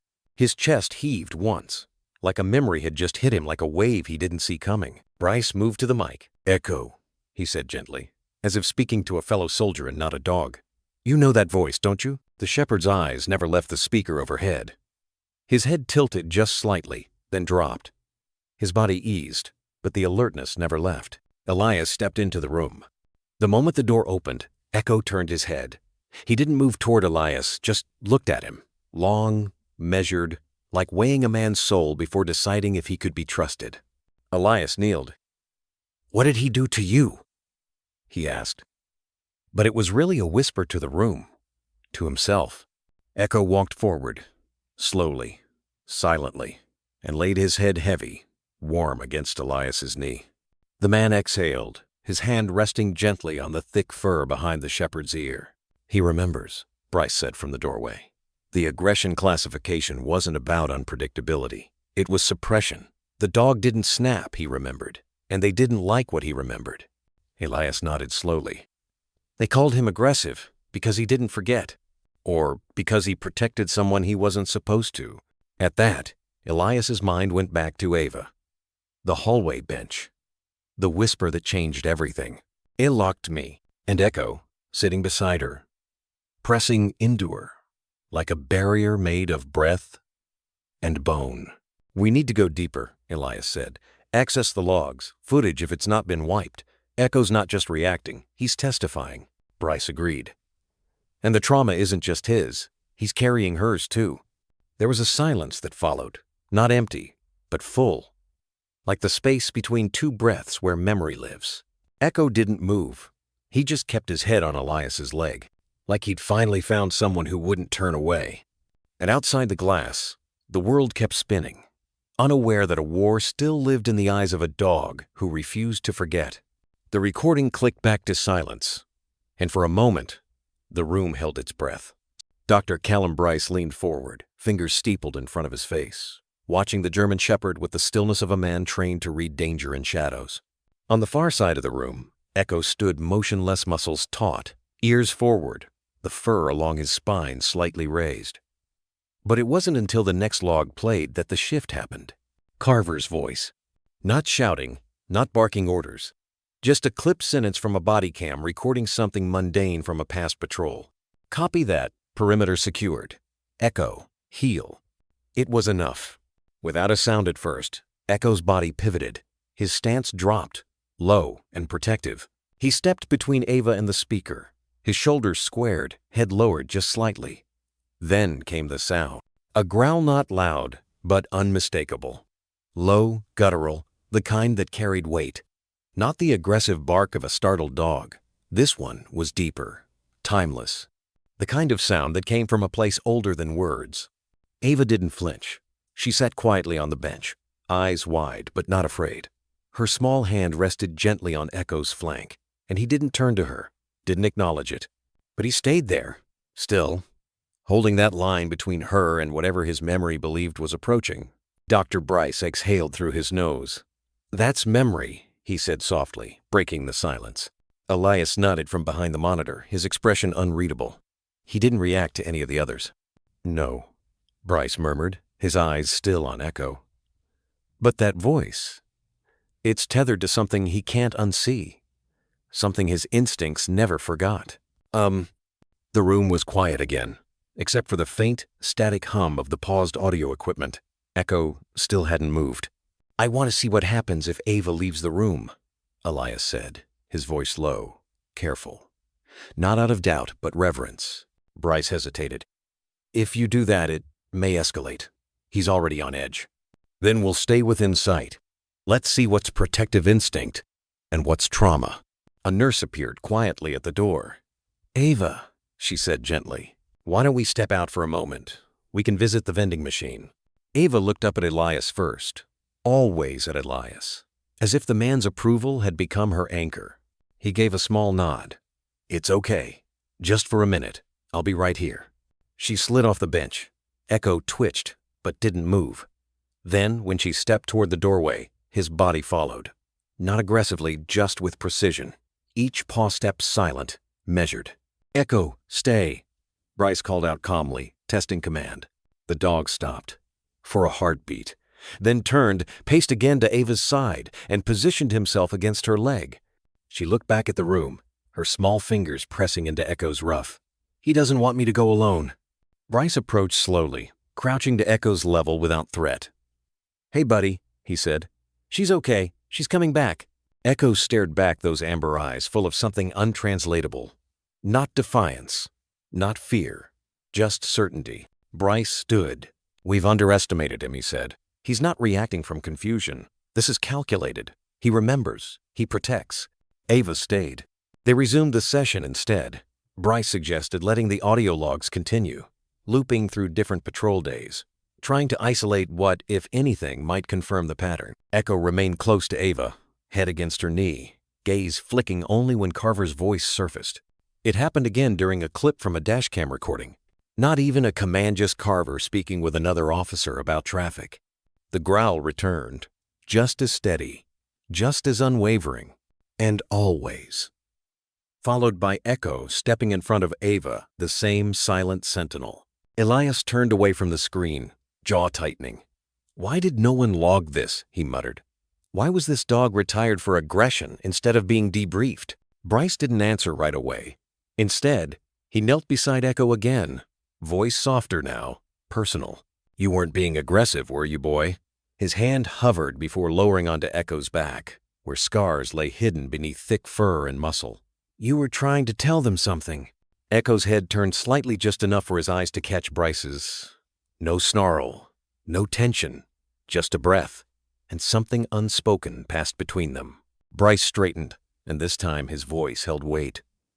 "Elias," he said, "this isn't just a dog reacting to an abuser. This is witness behavior, patterned, consistent, linked to one person and one person only." Elias looked over, his voice rasped from something deeper than speech. "Do you think he saw it? What happened in that shed?" Bryce was quiet for a long moment. Then he said, without a flicker of doubt, "He didn't just see it, he intervened." A chill passed through the room like a quiet wind. Ava's voice broke Itzmal, clear. "He didn't let him touch me again." The adults turned. Her eyes weren't afraid. just far away. "I remember the smell," she said. "Sweat, and the dog barked once. Just once. Then the door opened. I think he got out." Bryce crouched again, his face gentle. "You're safe now, sweetheart." "And so is he. You both made it out." Ava nodded. Then she bent and kissed the top of Echo's head, whispering something only he would hear. The dog closed his eyes. The hallway outside the interview room was quiet in the way hospital corridors fall silent before news is delivered, thick, expectant. Fluorescent lights buzzed overhead. Elias leaned against the cold cinder block wall, arms folded, eyes fixed on the figure that hadn't moved for over an hour. Echo, the German shepherd, sat directly in front of the closed door, shoulders squared, body still but alert. His ears were perked, his tail unmoving, and his chest rose and fell with measured breath. Every few moments, his eyes flicked toward the door handle as if daring it to turn. He wasn't snarling, wasn't pacing. He was there, like a sentinel forged from instinct and memory, holding a post that no one had asked him to take but that he would not abandon. Not for food, not for comfort, not for any command. Inside the room, Ava was being interviewed again. Another round of soft questioning, they'd called it. Gently worded prompts masked as concern. But Elias had been in law enforcement long enough to recognize a fishing expedition, and so had Echo. Elias exhaled and walked slowly over. "You're not moving, are you?" The dog didn't flinch. He knelt beside him, not too close, not imposing, and studied the tension in Echo's posture. There was a quiet fury in the way his paws were planted, like he knew what they were trying to do to her, like he'd seen it done before. "Echo," Elias said softly, testing. Still no response. Just a flick of the ear. No hostility, just an unshakable presence. A refusal. The air shifted as Dr. Bryce stepped into the hallway behind him, voice low. "He hasn't left that spot since she went in." Elias glanced back. "He's not protecting her. Not just her. He's protecting the story." Dr. Bryce tilted his head. "Say more." Elias turned his gaze back to Echo. "He was there. Whatever happened that day, in that shed, in those missing hours, he saw it. He smelled it. He remembers it. And now, every fiber of him is telling us something no report ever wrote down." Dr. Bryce nodded slowly. "The body doesn't lie, especially not a dog's." There was something sacred in Echo's silence, like a grief that had no language but still demanded to be heard. A statement carved into posture and breath and refusal. A dog couldn't speak on a witness stand, couldn't write a statement or sign a deposition. But this was testimony. And Elias had seen enough in war zones and aftermaths to recognize that look. The look of someone who had survived something unspeakable and was now being asked to watch it be doubted. He stood up and watched the closed door, arms hanging loose at his sides. "We spend so much time trying to get people to talk," he murmured. "But sometimes the loudest truth is the one that refuses to move." Dr. Bryce crouched near Echo and observed him, his voice quiet, reverent. "He's not just guarding her. He's blocking the system, saying, 'Not again, not to her.'" Inside the room, the voices grew slightly louder. Someone was raising a question about Ava's perception of time, hinting at possible confusion. Gaslighting cloaked in bureaucracy. Echo's eyes narrowed slightly. His stance tightened. "He knows," Elias said, his voice dry with anger. "That tone in their voices, that subtle shift, like she has to prove she's not broken before they'll believe what happened." Dr. Bryce pressed his hand gently to the floor, inches from Echo. The dog glanced at it, then returned his eyes to the door. "No trust, not yet. Not earned. That's not aggression," the doctor said. "That's the stillness of someone who has had to hold in more than they ever should." Elias took a step closer. "He's a veteran. He's seen betrayal before. Maybe this time, he just won't allow it." The doorknob turned slightly. Echo rose just an inch, muscles taut, not hostile, but resolute. He did not bare teeth. He did not bark. But there was an invisible line now drawn across that threshold. A silent message. "If you come out here to hurt her, you'll have to go through me." The knob clicked back into place. The door stayed shut. Elias let out a slow breath. "He's not a witness," he murmured. "He's a survivor. And survivors remember even when everyone else forgets." There was a quiet, then thick, and full of weight, not the silence of avoidance, but of acknowledgement. A janitor pushing a mop bucket came around the corner, paused at the sight, and instinctively gave the dog a wide berth. No one needed to be told what this was. It was visible in the dog's eyes, in the line of his back, in the way he did not blink. He was telling the truth, not with words, but with his body, with his pain, with the invisible scars under his fur, and the ones still echoing in his bones, with his presence that could not be moved, not even by hunger or fatigue. He was saying, "I was there. I saw what they did, and I will not let you lie about it." The light from the monitor flickered against Elias's face, giving him the pallor of someone halfway between exhaustion and obsession. The precinct was quiet now graveyard shift, quiet. Somewhere down the hall, a vending machine hummed softly, and the distant murmur of dispatch radio crackled like whispers in a dream. But Elias heard none of it. His eyes were fixed on the digital timeline unspooling before him, second by second. It wasn't the footage that haunted him this time, it was its absence. He leaned back slightly, rubbing the ache from between his brows. On screen, the dispatch log displayed a curious sequence. Ava's call was time-stamped at 1943, frantic and broken something about being found, about Echo. The officer assigned to the response was Carver. That much had been confirmed. But Carver's own report didn't begin until 1948. 5 minutes. 5 full minutes between Ava being located and Carver making the call. Elias narrowed his eyes and checked the accompanying audio timestamp. There was nothing. No mic chatter, no GPS ping, not even body cam footage logged into the system. It was as if Carver had gone dark the moment he found her, and didn't come back online until he was ready. Elias pulled up the GPS logs again, scrubbing slowly through the map of their movements. A scatter of coordinates began to populate every officer left digital footprints. Doors opened, routes driven, even posture shifts if they wore the new biometric vests. Carver's patrol was as expected, until the moment the 1943 call came in. Then nothing. New pings, new movement, new data. Then at 1948, it all came back. Reconnected. Reappeared. Rewritten? Elias didn't want to say it aloud. Not yet. But something was wrong. He knew the system, knew how tightly synced their response protocols were. Officers didn't just lose time.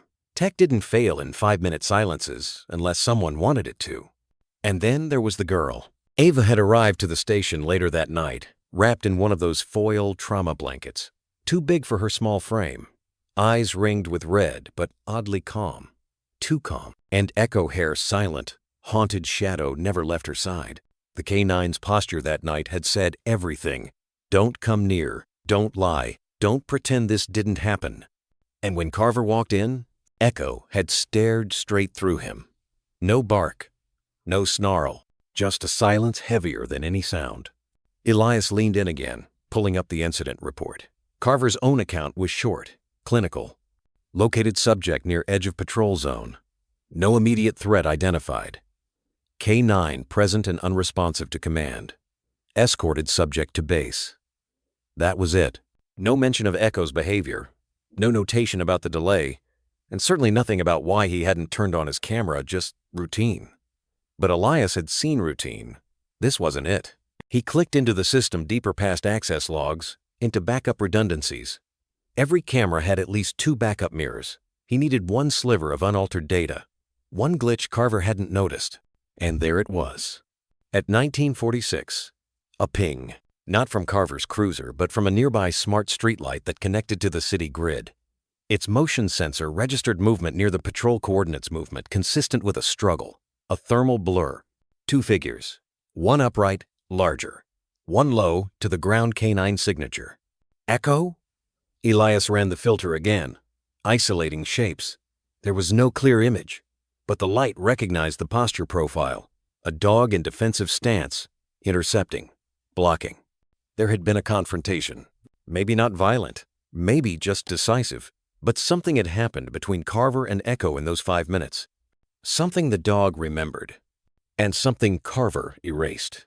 Elias sat back, the chair creaking softly beneath him. His heart was moving faster than his breath. The evidence wasn't full. It wasn't enough for a report. But it was enough for his Gutend. His gut had learned, after too many years and too many bodies, not to be ignored. The hallway lights outside flickered to night mode. A janitor's cart rolled by, the soft squeak of wheels echoing like time itself moving on. Elias reached for his notebook, the one he didn't log, the one he kept for things no one else saw yet tanned, scrawled one line across the page. What did Echo stop Carver from doing? He paused, then underlined stop. Down the corridor, a low sound emerged. Not a bark, not a growl, just a soft, chuffing breath. Elias turned and saw Echo lying against the clear door of the temporary holding bay. He hadn't been asleep. He was watching. Still, like he knew someone, somewhere, was finally beginning to understand. 9 of desperation and electricity. Elias stood behind Marcus Yoon, the precinct's digital forensics specialist, who hunched over 3 monitors like a codebreaker in an old war film. Lines of hexadecimal scrolled across one screen. Frozen, frames glitchy. Green, tinted flickered, on another. Marcus exhaled. I found a partial mirror on the dash, Cam's solid-state backup. Carver renamed the primary file and flagged it as corrupt, but mirrors never lie. Elias finished. Exactly. Marcus tapped a key. A progress bar inched forward, reconstructing orphaned sectors. The room's only light came from the monitors, casting Elias's face in harsh sweeps of blue. His jaw flexed with every percent gain. At 92%, the bar froze. A warning flashed. Data integrity compromised. Do what you can, Elias said quietly. Marcus typed. The window collapsed into a video player timestamp, 19 hours 44 minutes and 17 seconds.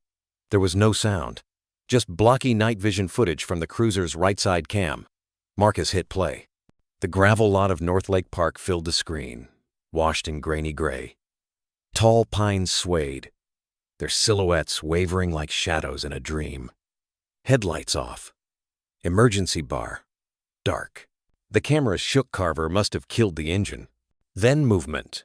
Carver stepped into frame, driver's door ajar behind him. He glanced over his shoulder, scanning for witnesses. None. He moved to the passenger side, opened it, and dragged out a small, limp shape, a child in lavender overalls. Ava. Even pixelated, Elias could see the unnatural angle of her neck, the way her arms hung like marionette strings with cut threads. She wasn't moving. She wasn't fighting. Carver hoisted her against his chest, boot toes scraping gravel as he turned toward the trees bordering the lot. Echo's harness glinted at the screen's edge, bodily mass tethered to the rear bumper by a short lead. The dog strained, claws scrambling for purchase, hind legs braced. But the tether held. No bark, no snarl, just the violent tremor of a body trying to reach a child.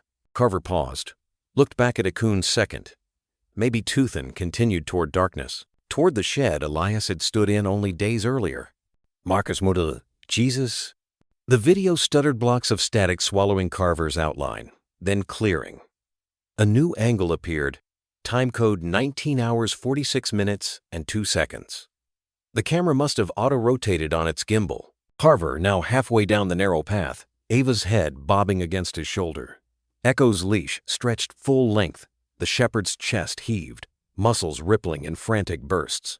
But still he was anchored. At 19 hours 46 minutes and 39 seconds, Carver reached the shed's door. A padlock glinted. He unlocked it in a practiced motion, like he'd done it before. He kicked the door with a boot heel, ducked inside, Ava dangling in his arms. The timestamp ticked. 5 seconds. 10. 20. Echo lunged again, body contorted, lead digging into his neck, then collapsed to his haunches. Panting hard enough, the camera caught the plume of breath in cold air. He looked toward the cruiser's driver's seat, empty silhouette of help that never came, then back to the shed. His tail curled low, beating the ground in frustration, dirt flying. But he stayed silent. A trained dog who understood barking would bring unwanted attention to the wrong person. At 19 hours, 47 minutes and 12 seconds, Carver emerged alone. Empty arms. He wiped his forehead with a sleeve, glanced once more at Echo, something like contempt and walked back toward the cruiser. Marcus stopped the playback. The office felt suddenly smaller, as if the walls had pressed in to witness the horror. Elias found his voice. "That's the 5-minute gap." Marcus nodded, eyes wide. He knew where that shed was. No hesitation. An echo tried to stop him. Elias's fists rested on the desk. "Pull every metadata tag. Build a chain of custody.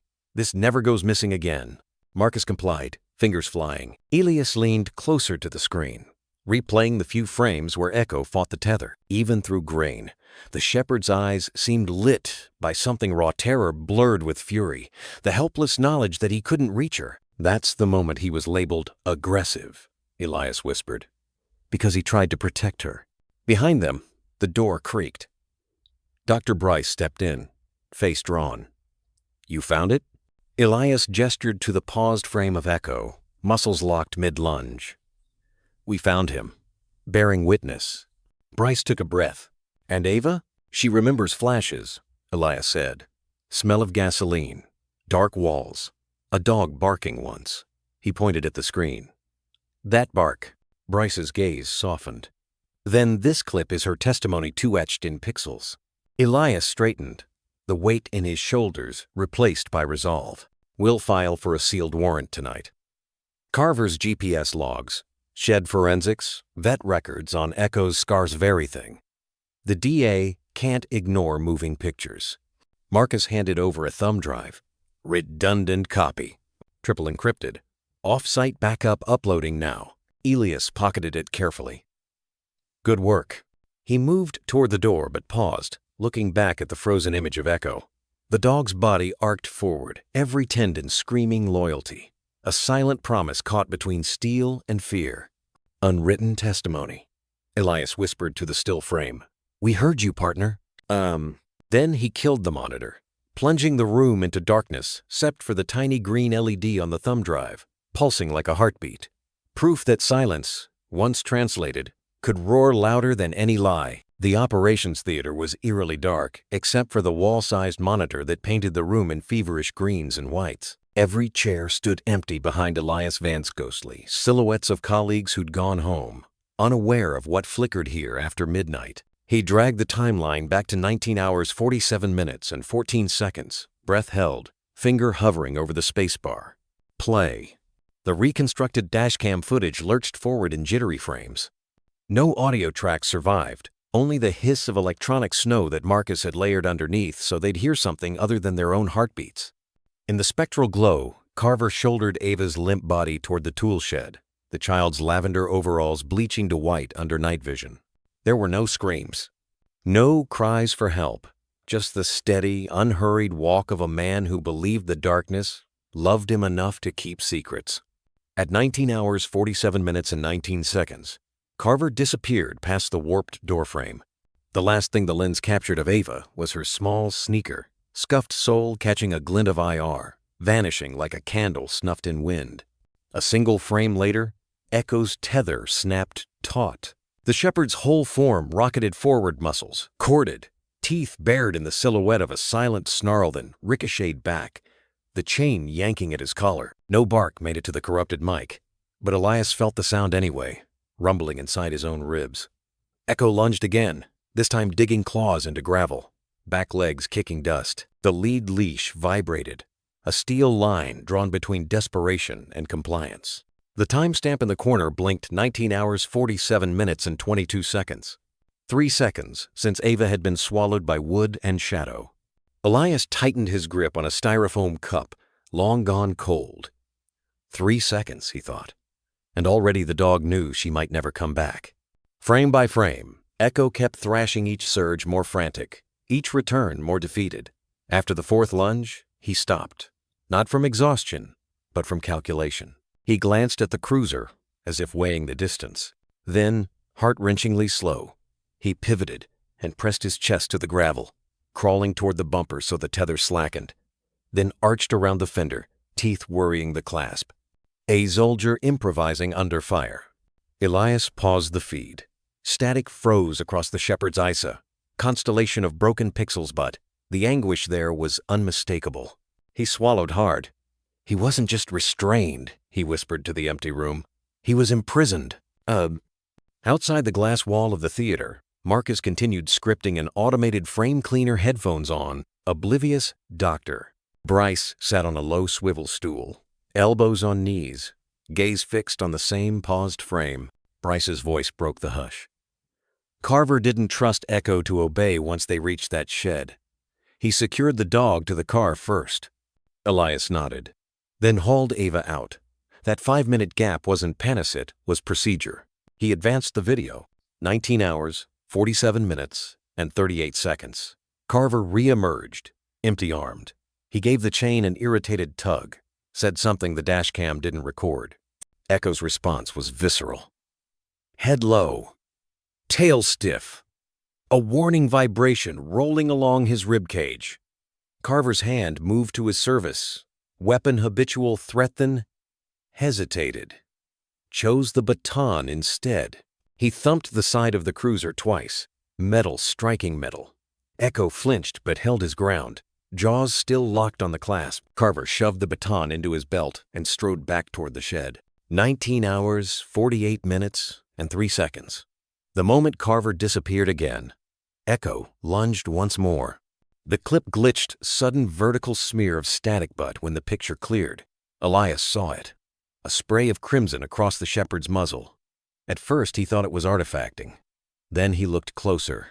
The dog wasn't injured. He was bleeding from gums worn raw by the constant pressure of metal against flesh. "My God," Bryce murmured, voice gone hoarse. The scene dissolved into a chaos of bitrate loss. The camera had begun overwriting itself, yet echoes of the truth persisted in flickers. Echo finally breaking the clasp, the dog sprinting across frame, the shed door slamming. A blurred tangle of motion in which man and beast collided. Then the worst silence of all. At 19 hours, 48 minutes, and 57 seconds, the feed cut to black, overwritten by auto-storage protocols Carver later claimed were faulty. But the damage was done. Elias had seen enough. He let the video loop back to 19 hours, 47 minutes, and 14 seconds. While it rewound, he closed his eyes and heard the scene that the microphone had failed to capture. The clink of a chain, the creak of rusty hinges, the soft huff of a shepherd breathing through pain. He opened them again to find Bryce studying him. Echo wasn't the aggressor, Elias said. He was the witness. And Carver tried to lock them both upon with iron, the other with silence. Bryce nodded. Ava wasn't the only prisoner that night. Elias pushed away from the console and rubbed the back of his neck.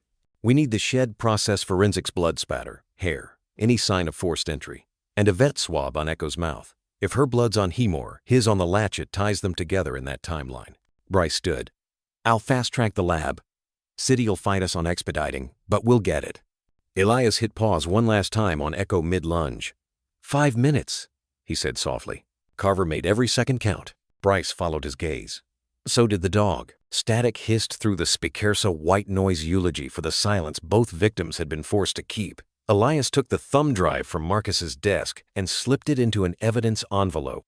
In the hallway, the low thud of paws approached. Echo appeared at the door's glass inset, head tilted, eyes searching. Elias met the gaze and lifted the envelope, as if showing the dog his own rescued memory. We're almost there, partner, he whispered.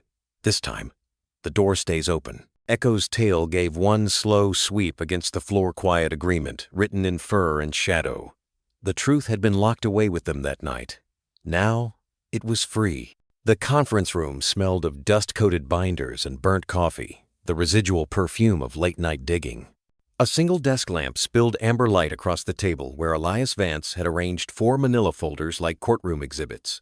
Each bore the same tidy handwriting. Child located, Officer D. Carver. Dr. Callum Bryce stood at the doorway, jacket draped over one arm, watching Elias pace. On the wall behind them, a corkboard bloomed with photos, maps, and red string no longer cliché, but necessary. A visual indictment of patterns no one else had bothered to see. Elias tapped the first folder. June 7th found, a 7-year-old boy at the county fair. Light abrasions, mild dehydration, no witnesses. He flicked the report open. Body cam? Malfunction. GPS? Dead zone. He slid the second folder forward. August 12th, Harvest Festival. Girl Scouts Bake Sale. 6-year-old girl disappears 90 minutes. Recovered by Carver near a maintenance shed. Same phrasing. Child located. No injuries of note. Bryce moved closer, eyes narrowing at the repetition. Another shed. Different park. Same setup, Elias said. And here, he lifted the third folder. October 3rd, Church Carnival. 5-year-old twin, Jason Rosales. Carver finds the kid behind the soundstage generator. No harm done. Camera offline. Dispatch gap, 4 minutes. Bryce exhaled.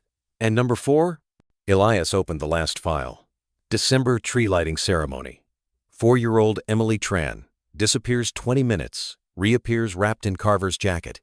Slight bruise on the wrist, written off as crowd jostling. No first aid log, no parental statement, and again, no body cam. He stepped back from the table as though the pattern itself were radioactive. 4 events, 4 missing children, same officer, same vague paperwork, same void in digital evidence. Bryce flipped through the photos, each child's vacant stare in the aftermath, each tiny figure standing next to Carver's imposing shadow. None of the kids were crying in those pictures. They looked stunned, hollow. What do the parents say? Bryce asked. Most chalked it up to a scare, Elias replied. Carver framed himself a hero. Quick response saved the day. The kids?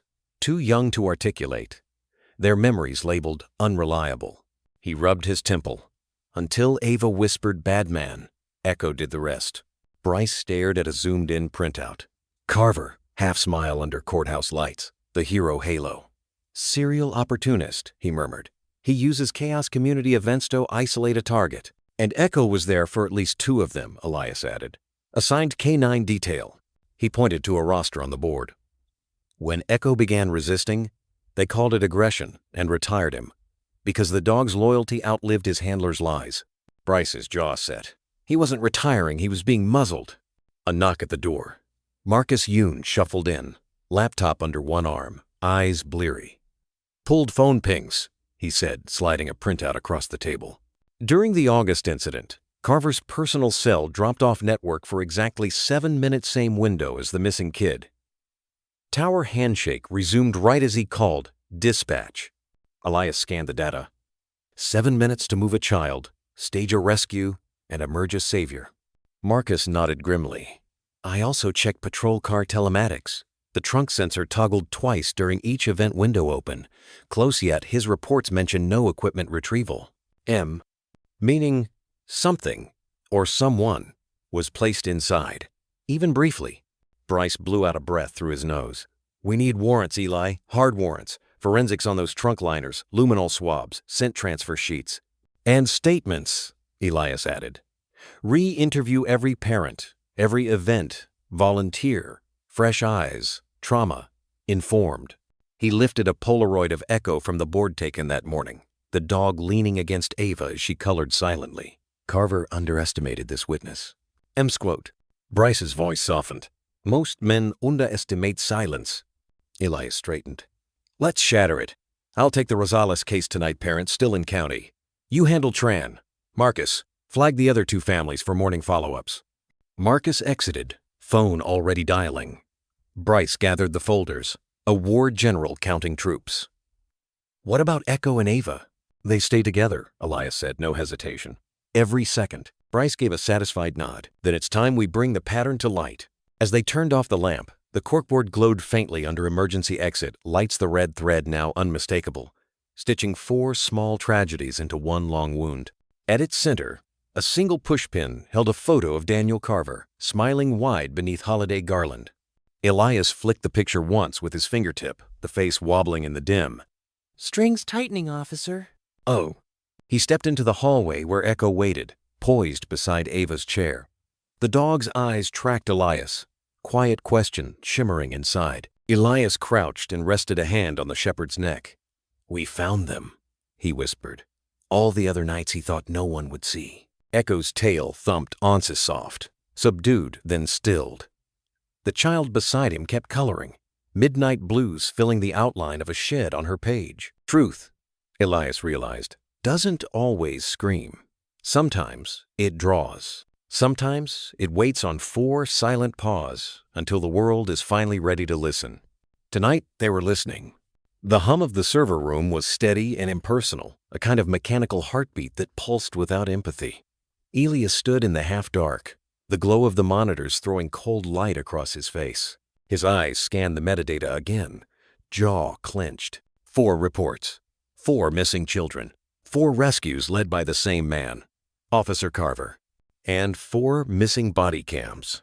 Not corrupted, not malfunctioned, just not there.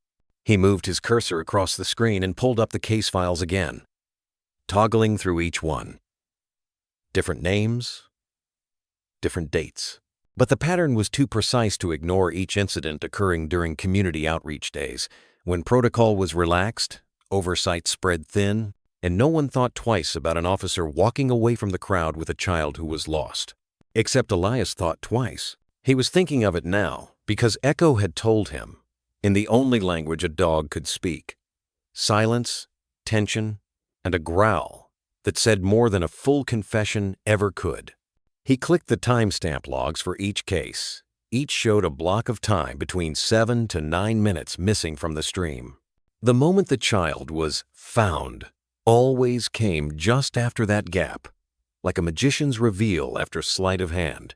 But no trick in the world explained how these videos had all been processed by the same man, Alan Frost, a civilian technician who'd worked under Carver's supervision for years. Quiet, unassuming. The kind of man who liked things clean, neat, and done by the book. Or at least, the version of the book someone higher up handed him. Elias pulled up Frost's personnel file. Commendations for efficiency. 0 disciplinary marks. A near-perfect record, so perfect, it read like fiction. People who did real work made mistakes. They missed things. Frost didn't. Below the profile was a single internal note, flagged confidential. Follows orders, avoids questions, recommended for sensitive processing. His fingers hesitated over the keyboard. Then he opened the internal clearance logs, cross-referencing the files Frost had personally processed. It wasn't just the 4 rescue incidents, it was dozens more. Minor use-of-force reviews. Suspensions quietly lifted. Cruiser footage that never made it into evidence. And one name appeared again and again on every approval form. Lieutenant Dana Reeves. Elias leaned back slowly in the creaking chair, a quiet exhale escaping him. Reeves had been Carver's supervisor for nearly a decade. She was the one who had greenlit his patrol schedule, signed off on his promotions, and approved nearly every field decision without a second glance. In public, Reeves had the aura of a stern protector, the kind of officer who used clipped tones and straight posture to mask the fact she rarely left her desk anymore. But now, staring at her name on the screen, Elias felt something cold in his chest. Not fear, not anger, something worse. Recognition. This wasn't just a failure of oversight. It was protection. A shield held up not to serve the vulnerable, but to hide the rot behind the badge. He clicked on the clearance form for Ava's file. Processed by Frost. Signed by Reeves. The timestamp was 3:14 a.m., barely an hour after Carver had claimed to discover her, and long before Elias or anyone else had reviewed the evidence. His hands tightened into fists against the desk. They'd already decided what to hide. Behind him, the door creaked open. Elias didn't turn. He already knew the footsteps clipped, precise, and too confident for someone who didn't know they were being watched. It was Bryce. "I brought the diagnostic report you asked for," she said quietly, setting the folder beside him. Her voice lowered as she glanced at the screen. "You found something, didn't you?" He nodded once. "A digital trail. Barely. They buried it deep. But it's there." She pulled up a chair beside him, eyes scanning the file names. Frost? More than just him. Reeves signed every clearance. No questions, no hold flags, just processed, like none of it mattered. Bryce shook her head slowly. God, how long has this been going on? Elias looked at the clock. 2:41 a.m. Long enough, he said. Long enough that they were confident no one would look twice. But Echo did. That dog has been carrying memories no one wanted on record. Bryce sat back, exhaling. And we trusted Carver. All of us. He used the trust, Elias said. built his whole method around it. Be the hero. Make sure people see the rescue, and scrub what happened before. Bryce looked at him, something flickering behind her tired eyes. So, what do we do now? Elias didn't answer right away. He stared at the screen, a list of hollow reports, scrubbed footage, and missing truths. He thought of Ava's eyes the day she flinched from Echo's chain rattling. He thought of the tremble in her shoulders when Carver's voice played through the speaker. And he thought of Echo, standing unmoving between her and a closed door. "We follow the trail," Elias said. "And we don't stop. Not until it leads to every door they thought would stay locked forever." Bryce nodded, her voice tight. "And if they come for us?" He looked at her. "Then they come. But not before we bring the truth with us." From the corner, the server's fan gave a long sigh. Like it, too, was tired of silence. The paperwork was buried under layers of bureaucratic repetition, form after form. Digital signatures stacked like bricks to build a wall no one was meant to look over. But Elias kept digging. He had to. The name jumped out like a tremor beneath the skin. Reeves, Dana M. Retirement Authorization. K9 Unit Echo. Reason. Aggression toward personnel. He stared at the monitor for a long time, the cursor blinking like a pulse, cold and steady. Aggression. That word had weight. It carried implications, accusations, justification for exile. And yet, everything Elias had witnessed about Echo spoke to something different. Precision, not violence. Protection, not threat. Echo didn't lunge without reason. He didn't growl at shadows. But then again, some people wore uniforms not to serve but to silence. Elias leaned back in the chair, letting the cold hum of the precinct's archival room press around him. The fluorescent light overhead buzzed faintly. Echo lay nearby, his breath slow, curled near the radiator like a sentinel warned by too many sleepless nights. Elias spoke softly, not expecting an answer. "They blamed you, didn't they?" The dog stirred, but did not move. His ears perked at the toned sadness dressed in quiet fury. Elias clicked further. The supplemental report, authored by Reeves herself, was thin. Vague statements. No incident report, no footage, no witness names only, an unsworn narrative. Handler observed repeated disobedience, reactive behavior, officer safety in question. Recommend early retirement effective immediately. No dates, no timestamps, no logs of aggression or complaints from Carver or fellow officers. Because there were none. This wasn't discipline. It was disappearance. He ran a finger across the desk's edge, his jaw tight. There was something deeply cruel in using silence to cover wrongdoing. Echo hadn't failed them. He'd seen too much. He'd reacted. He'd resisted. And for that, he had been removed. It wasn't the growl that got him benched. It was what he growled at. Elias stood and crossed the room, kneeling beside Echo. The dog raised his head slowly, his eyes catching the dull light. That gaze was old, too old for his years.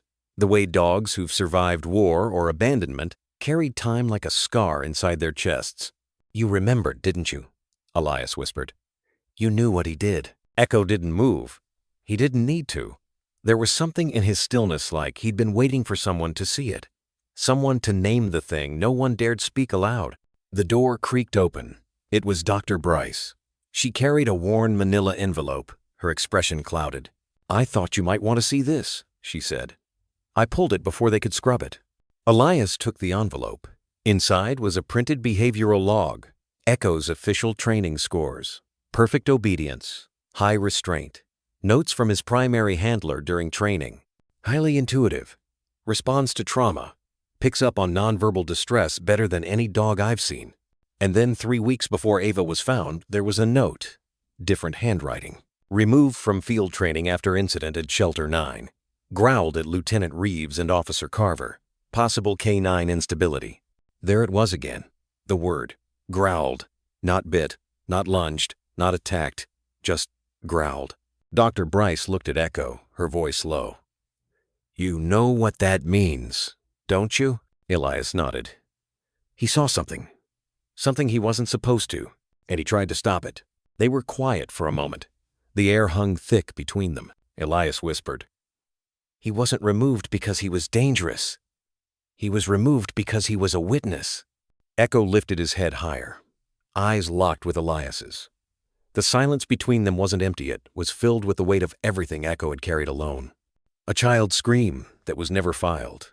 A locked shed that didn't make it into any report. A girl dragged where no one should have gone. He had growled, and no one had listened.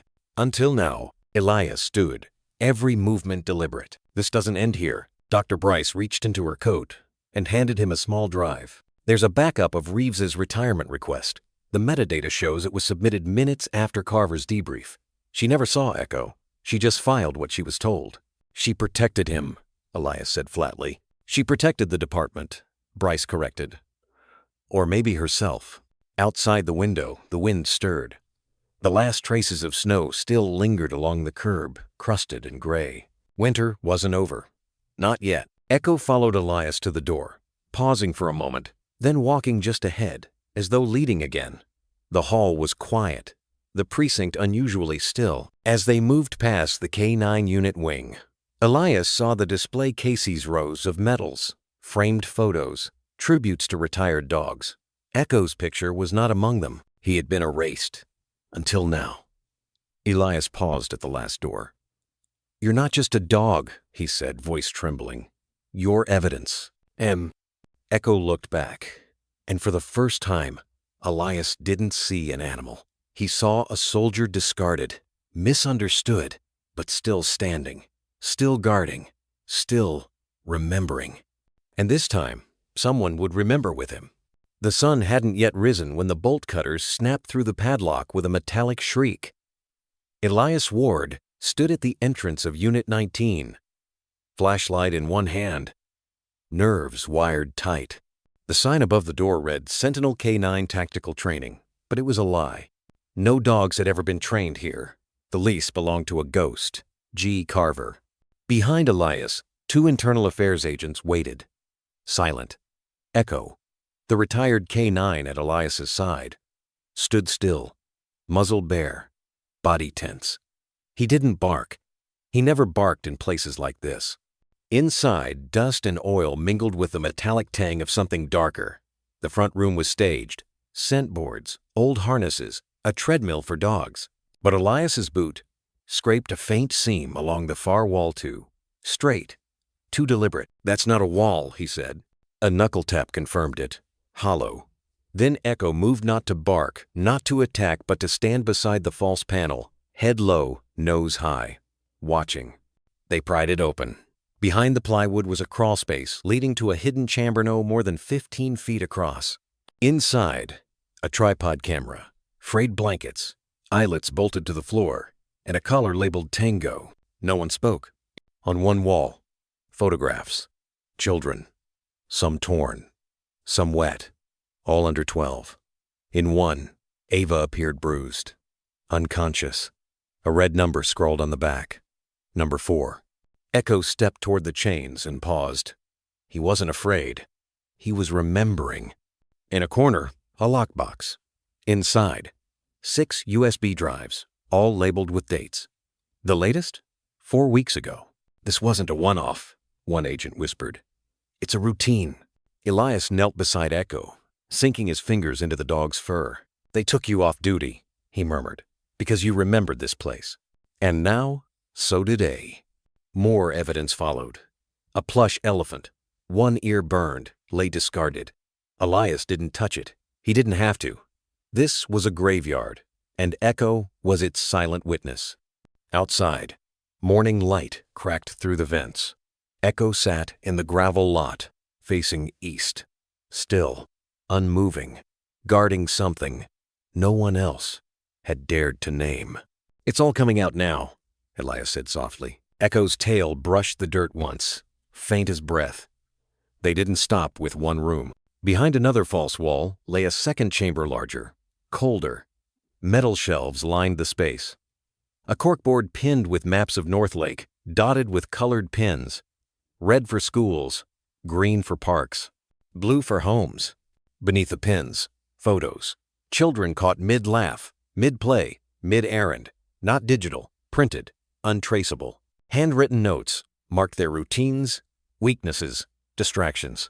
Ava wasn't the only one. Not even close. Elias counted 27 photographs, 4 marked in red. Ava's photo wasn't among them. A low whine from Brutus Elias's other canine partner drew his gaze. The dog's body was still, but his breath trembled. "You smell it too," Elias muttered. "It's still here." On a shelf, folders labeled Field Reports. Not official. Personal. Dated. Observations. Trials. The 14th of June.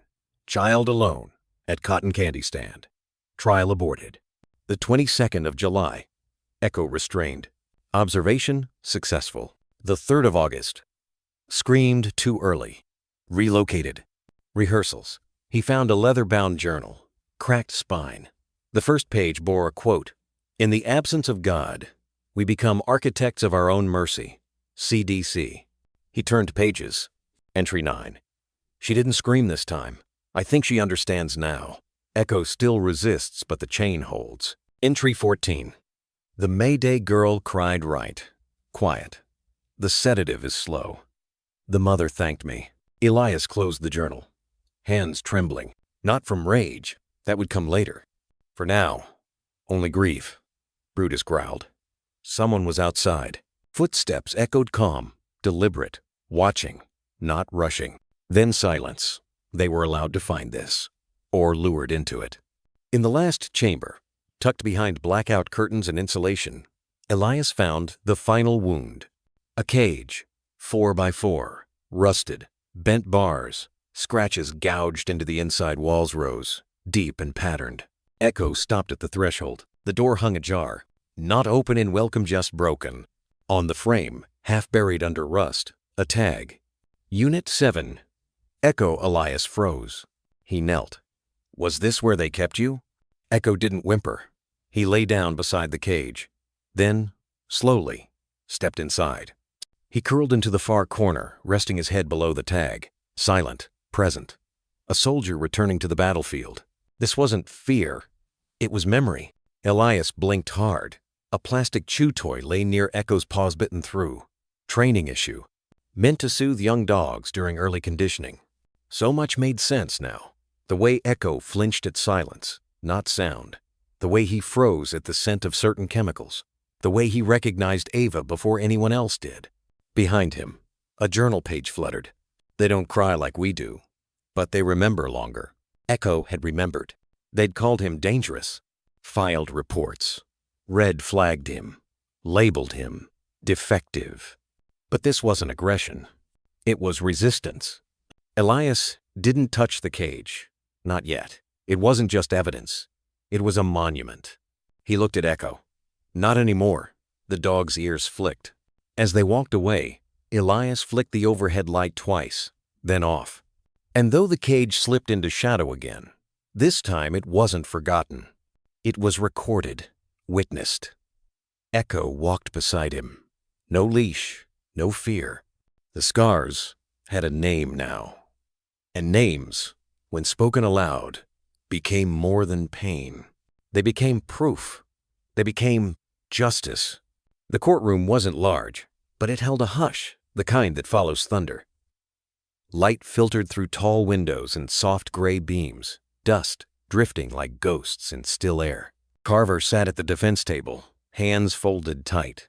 No cuffs, no shackles, just pale knuckles, clenched like he could still control something. His face sagged, his eyes darting not toward the judge or lawyers, but to the back of the room, where Ava sat. She wore a pine green dress that made her look older not in years, but in knowing. She didn't fidget, didn't blink. Her hands were folded in her lap, watching the storm play out. Beside her lay Echo, coiled but calm. No vest, no leash, just presence. Just fur, breath, and memory. His gaze never left her. The judge cleared his throat. A gavel tapped not in anger, but finality. Docket 7421. B. Sentencing of Officer Nathaniel Carver on charges of felony abduction, evidence tampering, abuse of power, and conspiracy to obstruct justice. Carver didn't blink, as if the crimes belonged to someone else. Elias stood near the gallery, not in uniform. He hadn't worn it since the raid. Standing behind Ava reminded him of what they were fighting for. Dana Reeves had already taken a plea dealt 12 years. Frost awaited trial. But Carver was the face. The trusted figure with ribbons and school visits while hiding horrors behind warehouse walls. The prosecutor rose. Her voice was steady, weary. We ask for the maximum. Not just for what was done, but what was intended. This wasn't a lapse. It was a blueprint. A man in uniform doesn't get to rewrite safety for his own pleasure. The defense replied with bland excuses: stress, trauma, poor judgment. No one believed them, not even the lawyer saying them. The judge looked at Carver. You used your position to commit unspeakable acts under the guise of duty. I can't undo what you've taken, but I can remove your ability to take more. A pause. You are hereby sentenced to life imprisonment, without the possibility of parole. It took a moment for Carver to react. His jaw twitched. Eyes flickered not rage, not sorrow. Emptiness. A man watching his own reflection vanish. Elias exhaled not in victory, but acknowledgement. The kind you offer at a gravesite. As Carver was led away, he glanced at Ava. Reflexively. But she didn't look back. She reached down instead, gently threading her fingers through Echo's fur. The dog pressed closer not to comfort her, but to affirm what they both knew. They had survived. After the room emptied, Elias lingered by the door. Reporters waited outside. Lawyers packed up files. Ava sat still. Echo now upright. Alert. You okay? Elias asked. Ava didn't answer right away. Her voice, when it came, was soft. He looked surprised. Elias nodded. They always do. I used to think I imagined it, that no one would believe me. But Echo knew. Even before I did, her hand moved through Echo's fur.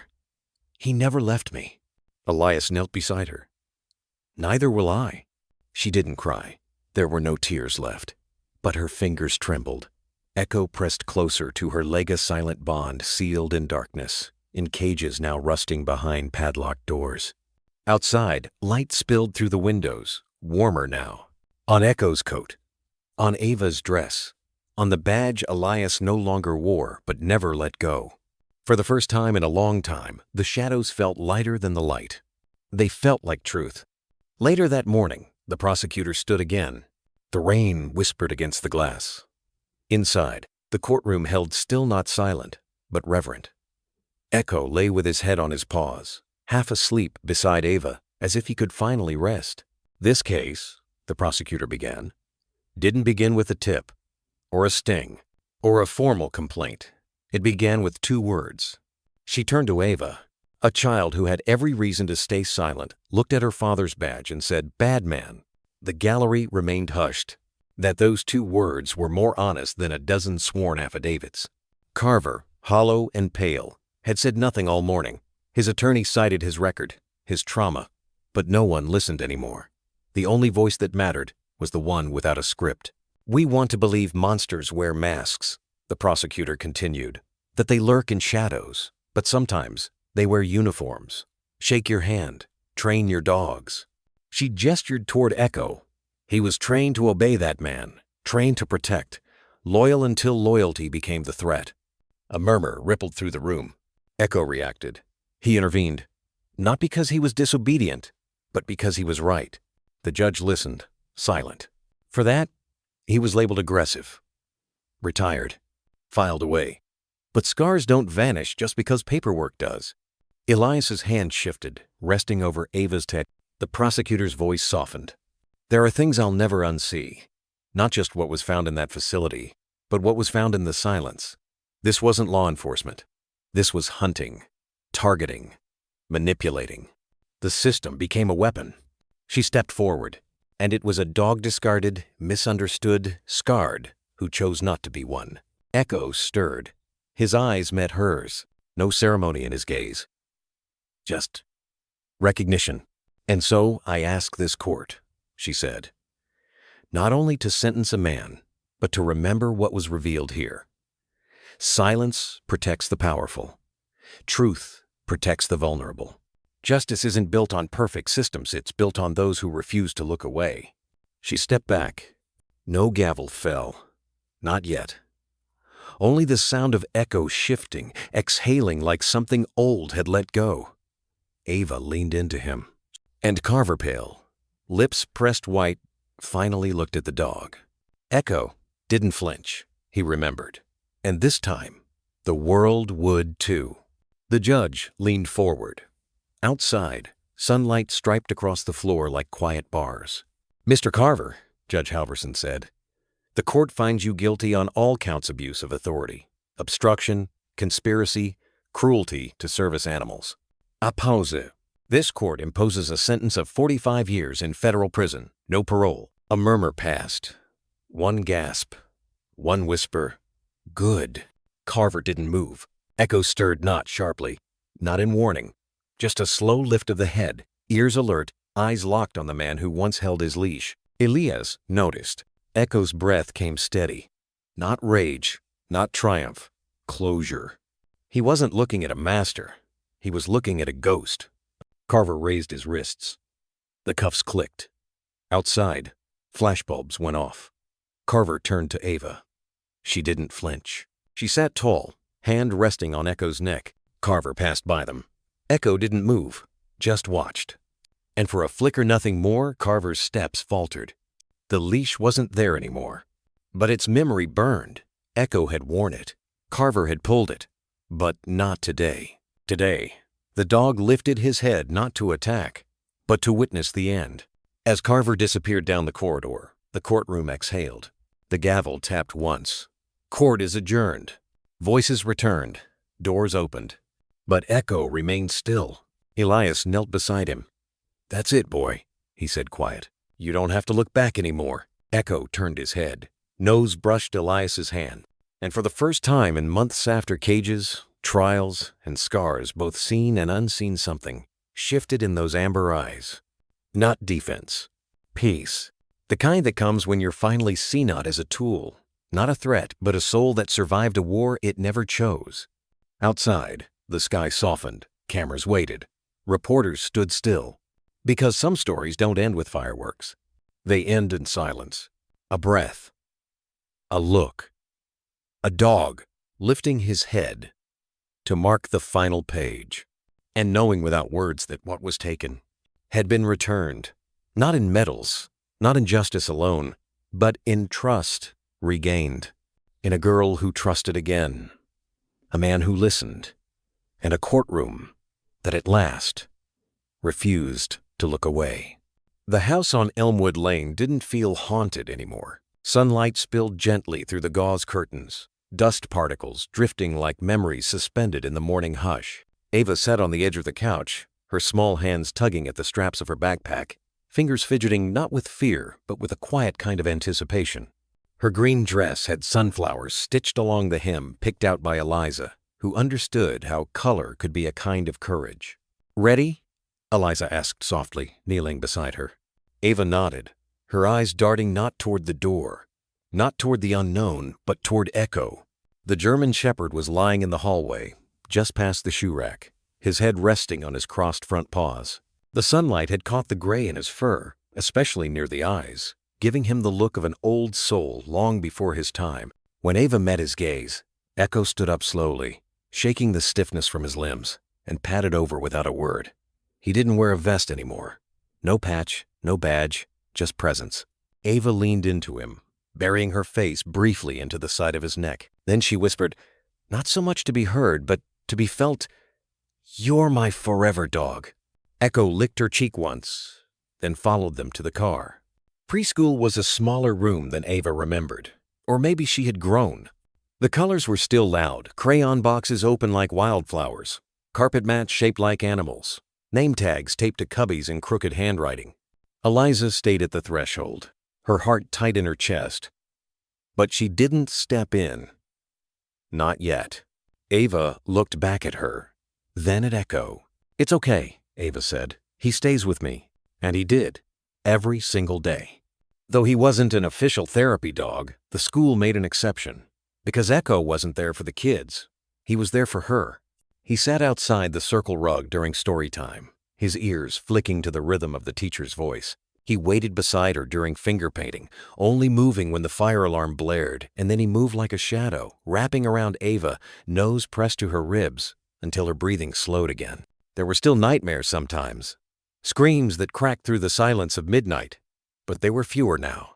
And Echo always knew even before Ava did when one was coming. He would rise before the dream took full hold, push his weight gently onto the mattress, and curl beside her, like a warm shield against things that lived in the dark. Eliza, standing in the hallway, would watch from the doorframe. She never interrupted them. Healing didn't ask for an audience. Dr. Merrick called it pattern interruption. The way Echo could anticipate panic, fear, dread, and meet it not with noise or command, but with presence. He wasn't trained to do that anymore. But some things weren't taught. Some things lived in the marrow. One afternoon, Eliza came home early to find Ava asleep on the rug, crayons scattered like flower petals, her little fingers still wrapped around a green marker. Echo was lying behind her, his body curved around hers like parentheses, as if to say, everything between us is safe. Eliza didn't move, just stood there, a hand pressed to her lips, the other resting on her chest, trying to hold the moment still, grateful, above all, that some good had survived the fire. Echo had his own rhythms too. He no longer flinched at garage doors or the sound of boots on tile. No more checking every window at dusk. But sometimes, when the wind carried a certain kind of silence, the kind that felt loaded, he would sit upright at the edge of the porch and stare toward the tree line. Once, a balloon popped in the neighbor's yard and Echo bolted to the fence, his hackles up. Not violent, not unhinged, just ready. Always ready. Eliza watched him settle slowly after, his body still tight, but his eyes searching less for threat than for understanding, like he needed to remind himself he wasn't there anymore, that Ava was okay, that he hadn't failed. He never had. At the dinner table, Ava told stories again, not the ones that made adults freeze the stories no child should carry, but real ones. About a ladybug that got stuck on her backpack zipper, or how Henry spilled applesauce on his worksheet and still said he was the smartest in math. She laughed more now, that soft kind of laugh that makes your shoulders drop when you hear it, the kind that makes a house feel full. Sometimes she would lean down and whisper something into Echo's ear. He would thump his tail once, just once, like punctuation, and that was enough. In the yard, Echo no longer patrolled. He watched, that was all. Watched Ava press flower petals into books, watched her dig for imaginary treasure beneath the hydrangeas, watched the sky with her when they both lay flat on the grass, staring up, naming clouds. He's not a dog, Ava said one afternoon. He's a feeling, the one that tells me it's okay now. Eliza didn't correct her, because some truths don't need fixing. That night, as the sun pulled long shadows across the floorboards, Eliza opened the window slightly and turned off the light in Ava's room. Echo was already there, curled up beside the bed, his breath steady. Ava's fingers reached down in the dark, brushing the tips of his ears. She didn't speak. She didn't need to. And as the silence settled in, soft and whole, the house felt full again.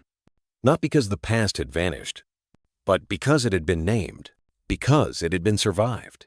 And because in the hush of a child's room, a dog lay breathing quietly beside her, not as a relic of what was lost, but as a sentinel for everything they'd found. The rain held off that morning, as if the sky understood the moment needed light. Outside the Capitol building, rows of folding chairs stretched across the marble steps. Most were field activists, survivors, K-9 officers with their partners sitting quietly beside them, and a scattering of press whose cameras hummed without interruption. But in the center, just a few feet from the podium, sat a little girl in a yellow coat. Her legs swung just above the ground, mismatched socks peeking from her shoes. Beside her, upright and still, was a German shepherd wearing no vest, no badge, just a blue bandana with the word "Forever" stitched in soft cursive. Ava reached out and rested her small hand on Echo's back. He didn't flinch. He hadn't, in months. Senator Marin Ruiz adjusted the microphone. Her voice was steady, but her hands trembled as they held the first printed copy of what would now be known as the Ava Echo Act. "We are not here to celebrate a tragedy," Ruiz began. "We are here to ensure it never happens again." Behind her, the bill's cover gleamed under the morning sun. Its title was simple, unadorned, just names. But every page inside it bore the weight of something much larger than print-off memory, failure, and a reckoning that was long overdue. For decades, canine handlers operated with minimal psychological oversight. No mandatory trauma screening. No regular emotional evaluations. It had always been about the dogs, their training, their readiness, their loyalty. No one asked about the human on the other end of the leash. Until Ava. Until Echo. Until a handler broke and a little girl stopped speaking. The Ava Echo Act had 3 core mandates. First, mandatory psychological evaluations for all canine handlers, active and retired, reviewed biannually by an independent mental health board, not just for fitness for duty, but to monitor signs of unresolved trauma, personality shifts, or signs of coercion. Second, a new requirement that all canine units responding to incidents involving minors must undergo trauma-informed response training, co-developed with child psychologists, victim advocates, and survivors. The way someone enters a room, the angle of their posture, even the tone of their voice, all of it mattered. And third, the creation of a national independent K-9 oversight commission composed of civilian watchdogs, former trainers, retired handlers, and ethical review experts. Their job wasn't to punish. It was to ensure that no working dog was ever again used as a weapon of control, intimidation, or silence. Echo shifted slightly as Ruiz spoke those words, as if he understood. Down in the front row, Ava leaned against his shoulder. No one moved to stop her. No one dared interrupt something so honest. "I remember sitting with Ava's mother the night after the first trial ended," Ruiz continued. "I remember the way her hands shook not from anger, but from exhaustion. She told me, 'I don't want revenge. I want protection for the next Ava and the one after her.' There were no protest signs that day. No hecklers. Just quiet, respectful, and deep. The kind that only comes when grief has shaped a room into something sacred." Ruiz stepped aside. A woman in a dark blouse and no makeup took the mic next. Her name was Dana Kelly, a former K-9 handler who had come forward during the hearings, describing how her former partner had hidden his mental deterioration under years of medals and obedience drills. "He didn't hurt anyone," she said, voice cracked with restraint. "But he could have. And the silence? That was the worst part. We were trained to be strong. Never question the chain of command. Never ask for help. This law says enough. It tells every handler, you matter too, but not at the expense of a child's safety." A low breeze lifted the corners of the paper in Ruiz's hands. Cameras clicked, but the only sound that seemed to matter was the soft exhale from Echo as he laid his head across Ava's lap. She didn't flinch. She'd once gone months without touch. Now, it anchored her. By the time the president arrived to sign the bill, Ava was half asleep, cheek pressed against Echo's side. She didn't need to be awake. The work was already done. Her silence had spoken louder than most adults ever could.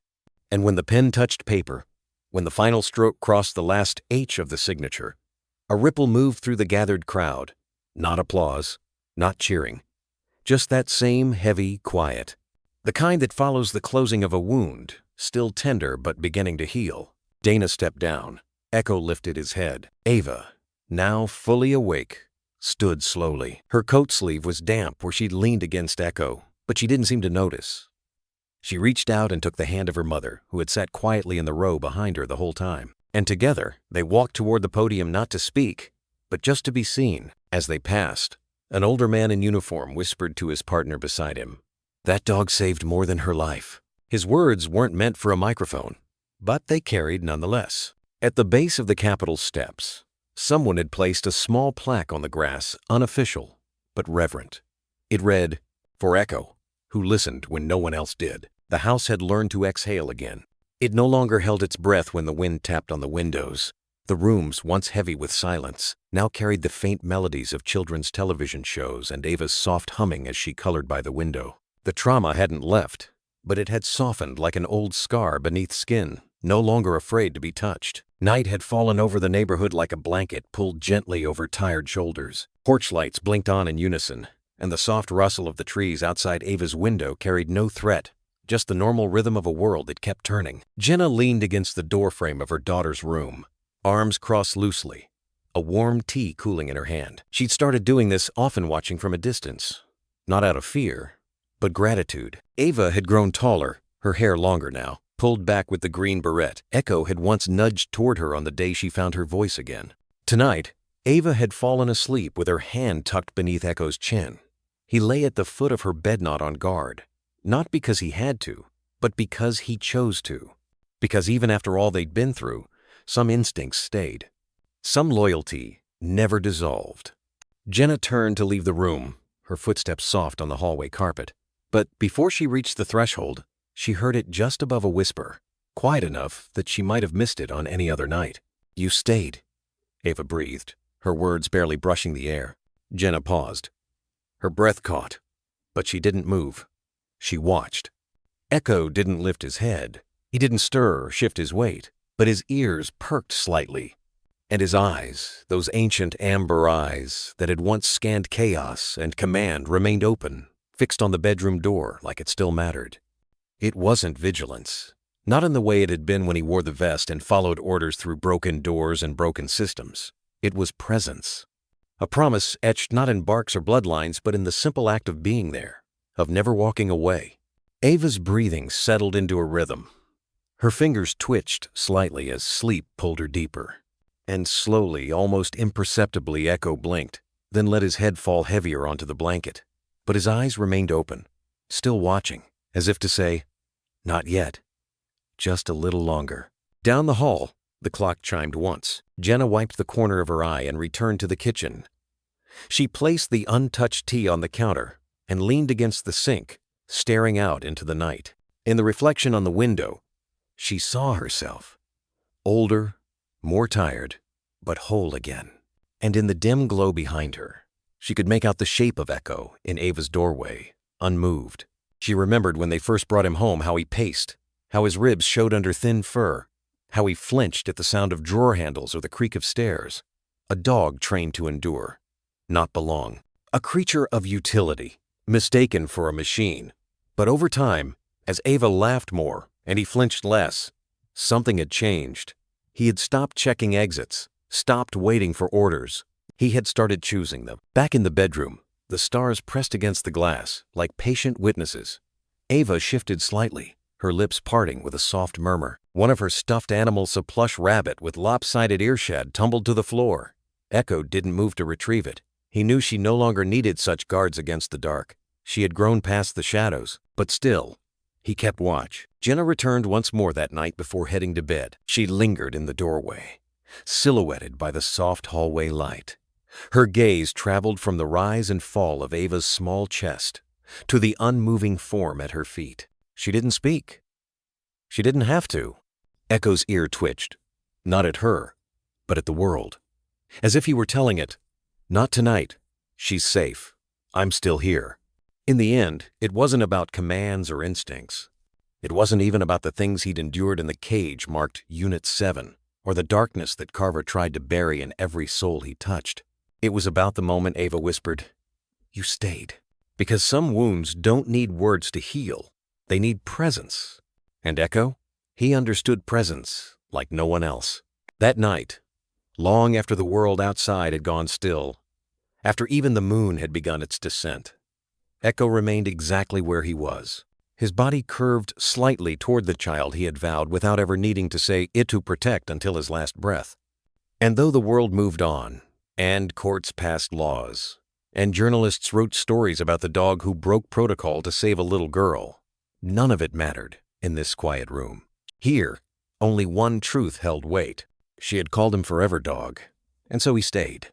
Some stories stay with you long after the final page, not because they were loud, but because they were true.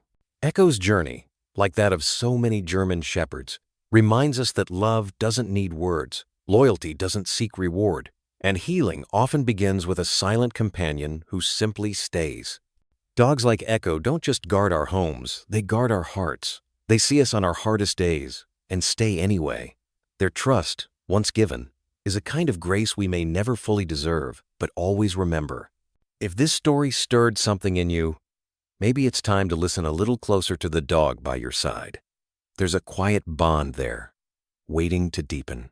If you're looking for a thoughtful way to connect more with them, emotionally, not just practically, there's a gentle resource I've found helpful. Nothing fancy, just something that honors what our dogs already know about us. You'll find it when you're ready. Until then, give your dog a longer hug tonight. They always understand more than we think.